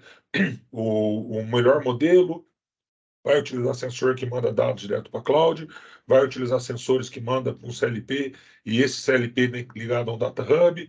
Então, essa otimização, esse estudo que o Ricardo comentou, eu acho que é o segredo para você conseguir viabilizar e implementar a tecnologia com segurança, fazer ela factível. Não dar muita volta, não criar um sistema muito rebuscado que inviabilize pelo custo ou pela aplicação. Então, é ser objetivo na solução. E isso hoje as soluções de software, de cloud, de sensor possibilita a gente, inclusive trabalhar em contratos que você infere o pagamento em cima do retorno do ROI. Então você instala, cumprimenta e fala: ó, minha proposta é te reduzir o custo de energia em 10%. Se você reduzir, você vai me pagar X%, e o que eu conseguir acima disso, eu vou querer mais tanto no contrato. É um contrato de risco, mas que a maturidade que as empresas vão tendo separa a gente das startups, porque você consegue ter um caixa, um fluxo de caixa, para assumir esse investimento. Hoje a gente vê grandes projetos, igual do setor de óleo, não é mesmo, e gás, eles modernizando e criando data lake para concentrar informações de plataformas, por exemplo. Poxa, é um sistema gigante. Você vai ter que ter servidores, você vai ter que ter softwares na camada on-prime, você vai ter que ter hub, você vai ter que ter grandes servidores para historiar. Então, quer dizer, é onde essa expertise que as empresas têm, o tempo e a tradição, permite você usar a experiência que você tem na TA para fazer essa convergência para o mundo da TI. Então, acho que esse é os dois mundos que tem, tá? Bacana. E mais uma perguntinha aqui, assim, o que a gente fala de performance, né? Que nem o Cássius, ele comentou aí do modelo de compra hoje, né? Empresas públicas hoje, realmente elas estão indo para esse caminho, modelo de compra de dados, né? Com contato de performance, né? Enquanto eu desconto na medida que você não me entrega, né? Então, acho que foi bem legal, assim, alguns modelos que foram aplicados por iniciativas departamentais, acho que teve muito ganho em relação a isso. E eu queria perguntar para você, assim, hoje, a nível de volumes de dados, a gente sabe que o céu é o limite hoje, né? Então, temos aí milhões de dispositivos, e eu, como eu sou da área de saneamento, eu penso em grandes volumes, né? Então, eu penso, por exemplo, eu trazer informações de hidrômetros de cada cliente, Sabesp, Copasa, enfim. Então, eu penso na questão de performance. Eu vi que o Ricardo ele comentou, e foi bem esclarecedor essa questão de arquitetura, que depende muito da aplicação, né? Sempre assim, né? Depende muito da aplicação. Mas empresas públicas, normalmente, elas tinham uma premissa de não colocar esses dados em nuvem, né? Até por questões de sigilo e tudo mais. Mas o que eu queria falar para vocês é o seguinte, assim, pela experiência em empresas que vocês já fizeram projetos, hoje como que é tratado isso a nível de volumes de dados? Eles têm um sistema próprio para aquisição de dados de dispositivos, né? Ou eles usam, por exemplo, um sistema em nuvem e tal, até por conta de performance e tudo mais. E mais, quando a gente fala em chão de fábrica, às vezes a gente tem um retorno dessa informação para uma ação, né? Então, eu vou citar aqui controle de perdas, né? Controle de perdas, normalmente, eu faço análise desses dados e através da pressão na rede, e eu tenho uma ação, eu tenho um fechamento ou não de uma válvula. Então, eu queria só saber da experiência de vocês, o que temos aí no mercado, até para a gente trazer aqui para dentro dessa BESP o melhor modelo, né? Bom, como você falou, Marcelo, depende muito da aplicação, né? Eu posso ter uma série de arquiteturas diferentes. Assim, a adoção de nuvem é uma coisa mais ou menos nova para o mundo industrial. Então, eu diria que a maior parte dos nossos clientes não tem a coleta direto para a nuvem, né? Não, ainda não é, quer dizer, já tem bastante gente fazendo, mas não é a maioria, né? Mas um ponto interessante quando a gente fala de segurança, né? Normalmente segurança é o grande medo da nuvem, né? Tem vários conceitos em torno de segurança, né? Eu posso falar segurança, por exemplo, confidencialidade. Eu não quero que o meu concorrente veja meu dado. É um aspecto de segurança. Eu não quero que o meu dado fique indisponível. É outro aspecto de segurança, né? Normalmente, os dados industriais, eles não são sensíveis à confidencialidade. É uma coisa que assim, não é tão comum a gente discutir, e é totalmente estranho para a TI, porque a TI normalmente está muito preocupada com confidencialidade, né? Alguém acessou minha rede, derruba o e-mail de todo mundo, eu fico sem e-mail, mas ninguém vai ver o dado da minha rede. Eu não posso fazer isso com chão de fábrica, né? Alguém invadir meu chão de fábrica, manter o chão de fábrica funcionando, né? Então a preocupação com confidencialidade, quer dizer, se alguém conseguir invadir o sistema e olhar o dado de um hidrômetro da Sabesp sem o contexto de que dado, de onde enfim, ele não vai conseguir saber, né? Ele é um dado isolado. Isso tem muito pouco valor, né? Então, a segurança de confidencialidade ela tem que ficar mais do lado da nuvem que da comunicação para a nuvem. E a nuvem eu consigo fazer arquiteturas bastante seguras, né? Então, a gente tem visto bastante isso. E agora, a volta da atuação, eu acho que é a grande questão, é a grande diferença do mundo industrial, né? Digamos que eu tenho um algoritmo de otimização de perdas, onde eu tenho que tomar uma decisão de diminuir uma pressão de bombeamento ali, porque eu detectei uma possibilidade de vazamento num segmento, né? Eu posso ter que tomar essa decisão muito rápido, muito rapidamente, e às vezes num dispositivo que tem uma conexão não confiável com a nuvem, né? Então, essa decisão não pode ser tomada na nuvem. Mas aquela arquitetura que eu mostrei dos dispositivos em Edge, né? Eles acabam tendo um pouco do melhor dos dois mundos. Quer dizer, quando eu treino um modelo na nuvem, sempre eu pago mais barato por isso, tá? É muito mais barato eu ter um sistema rodando em nuvem para treinar um modelo do que localmente.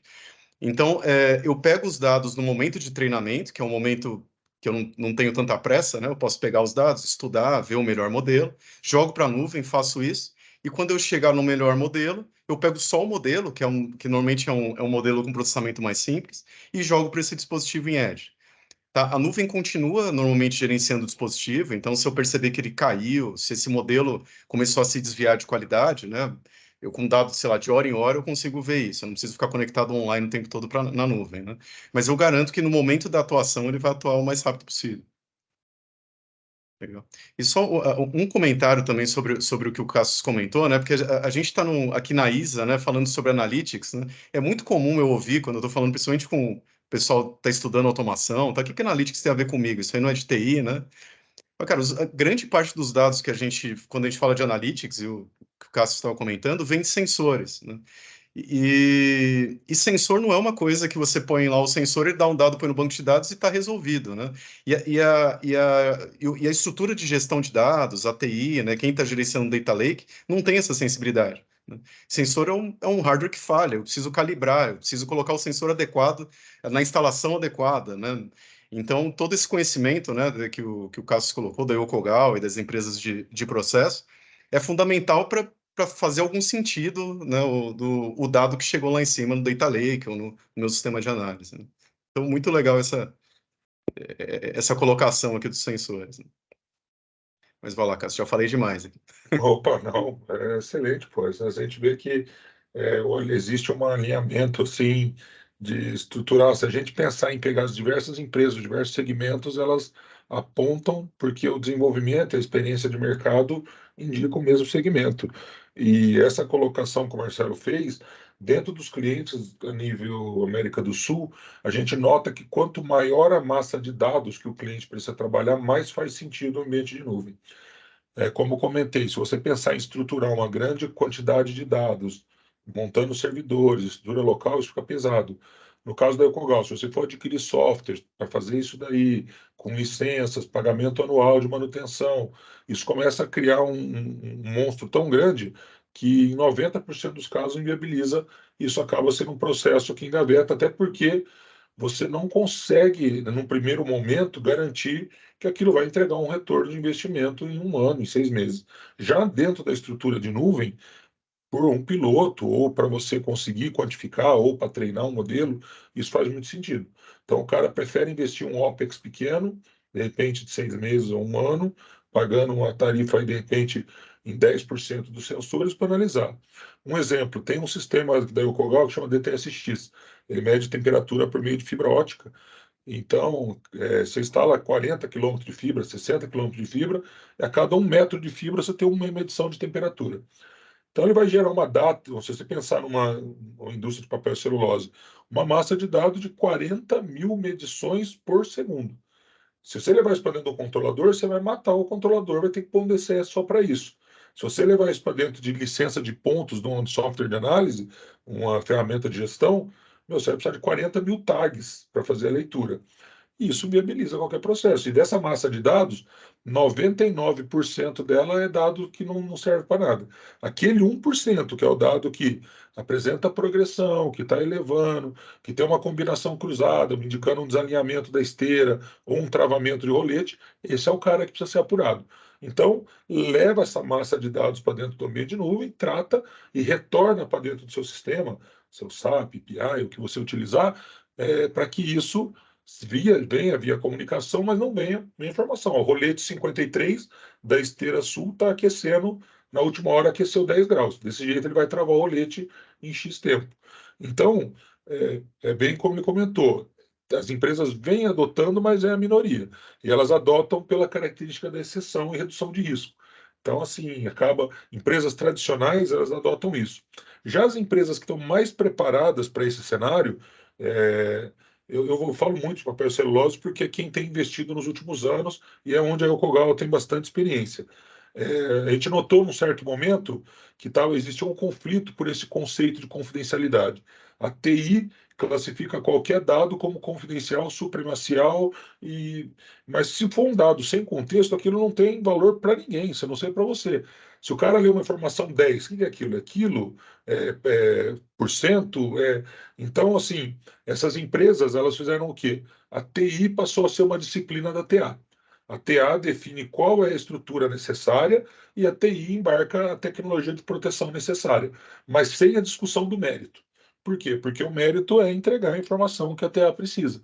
Agora, as outras empresas mais tradicionais, realmente a gente encontra essa resistência. É normal você ter que adotar um meio termo, ter que embarcar uma solução local, preparar um PCzinho. Isso vai muito bem até que essa máquina apresente um problema, que o cara precise de um desenvolvimento do software, que precise de um acesso remoto. Aí começa a reforçar a necessidade da gente trabalhar com híbrido. Lógico, só o cloud, não. Só edge, não. É as duas que trabalham de forma precisas e sincronizadas. Isso eu acho que é o grande segredo, né? Beleza, pessoal. Ó, estamos extrapolando aqui um pouco o horário, né? Queria agradecer o tempo de vocês aí, dar a oportunidade para o Ricardo fazer a despedida, o Cássius, e depois eu vou fechar o evento.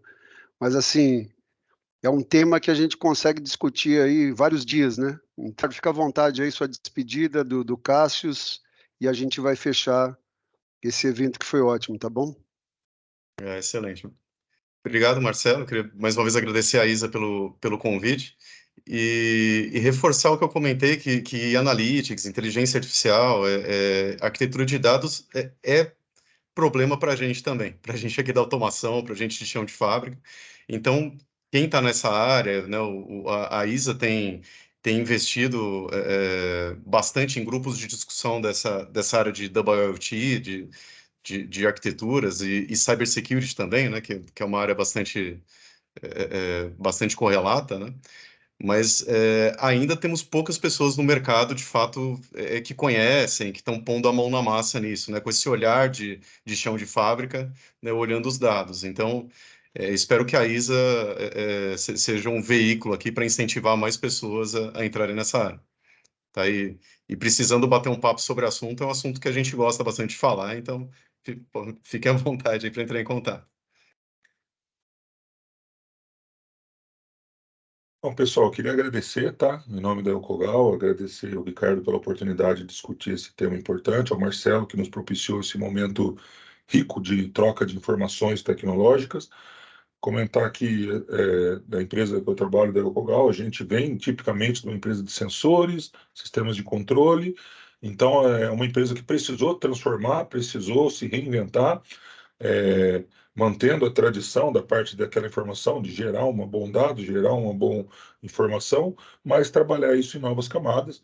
E é um mercado farto, a gente sente uma necessidade grande de profissionais para fomentar, para discutir. A gente tem uma base muito boa na parte de profissionais que entendem de sistemas, programação, lógica, mas a gente precisa agora desse mix, né, que é a capacidade de enxergar a importância da análise de uma informação de um sensor, a consolidação de um dado. E eu acho que o principal veículo para isso é a ISA, que é o nosso driver aí de formação, habilitação, que conduz as questões normativas e conduz as questões profissionais. Então, é um ramo que compensa o investimento, que tem demanda imediata para diversos segmentos, e eu acho que é um caminho aí que quem querendo discutir, a Yokogawa está à disposição, nem as questões comerciais, seria mais discutir as questões técnicas e tecnológicas ao redor disso. E eu me coloco à disposição, para que vocês precisarem, podem me contactar diretamente. É um prazer poder ajudar e discutir esse tipo de tema, tá bom? Obrigado. Tá ótimo, então obrigado a todos aí, obrigado a todos os participantes e principalmente obrigado a Isa pela oportunidade e vamos para o próximo evento aí. Mês que vem tem mais. Tá bom, pessoal? Bom descanso a Obrigado. todos. Valeu. Boa noite. Boa noite. Tchau, tchau.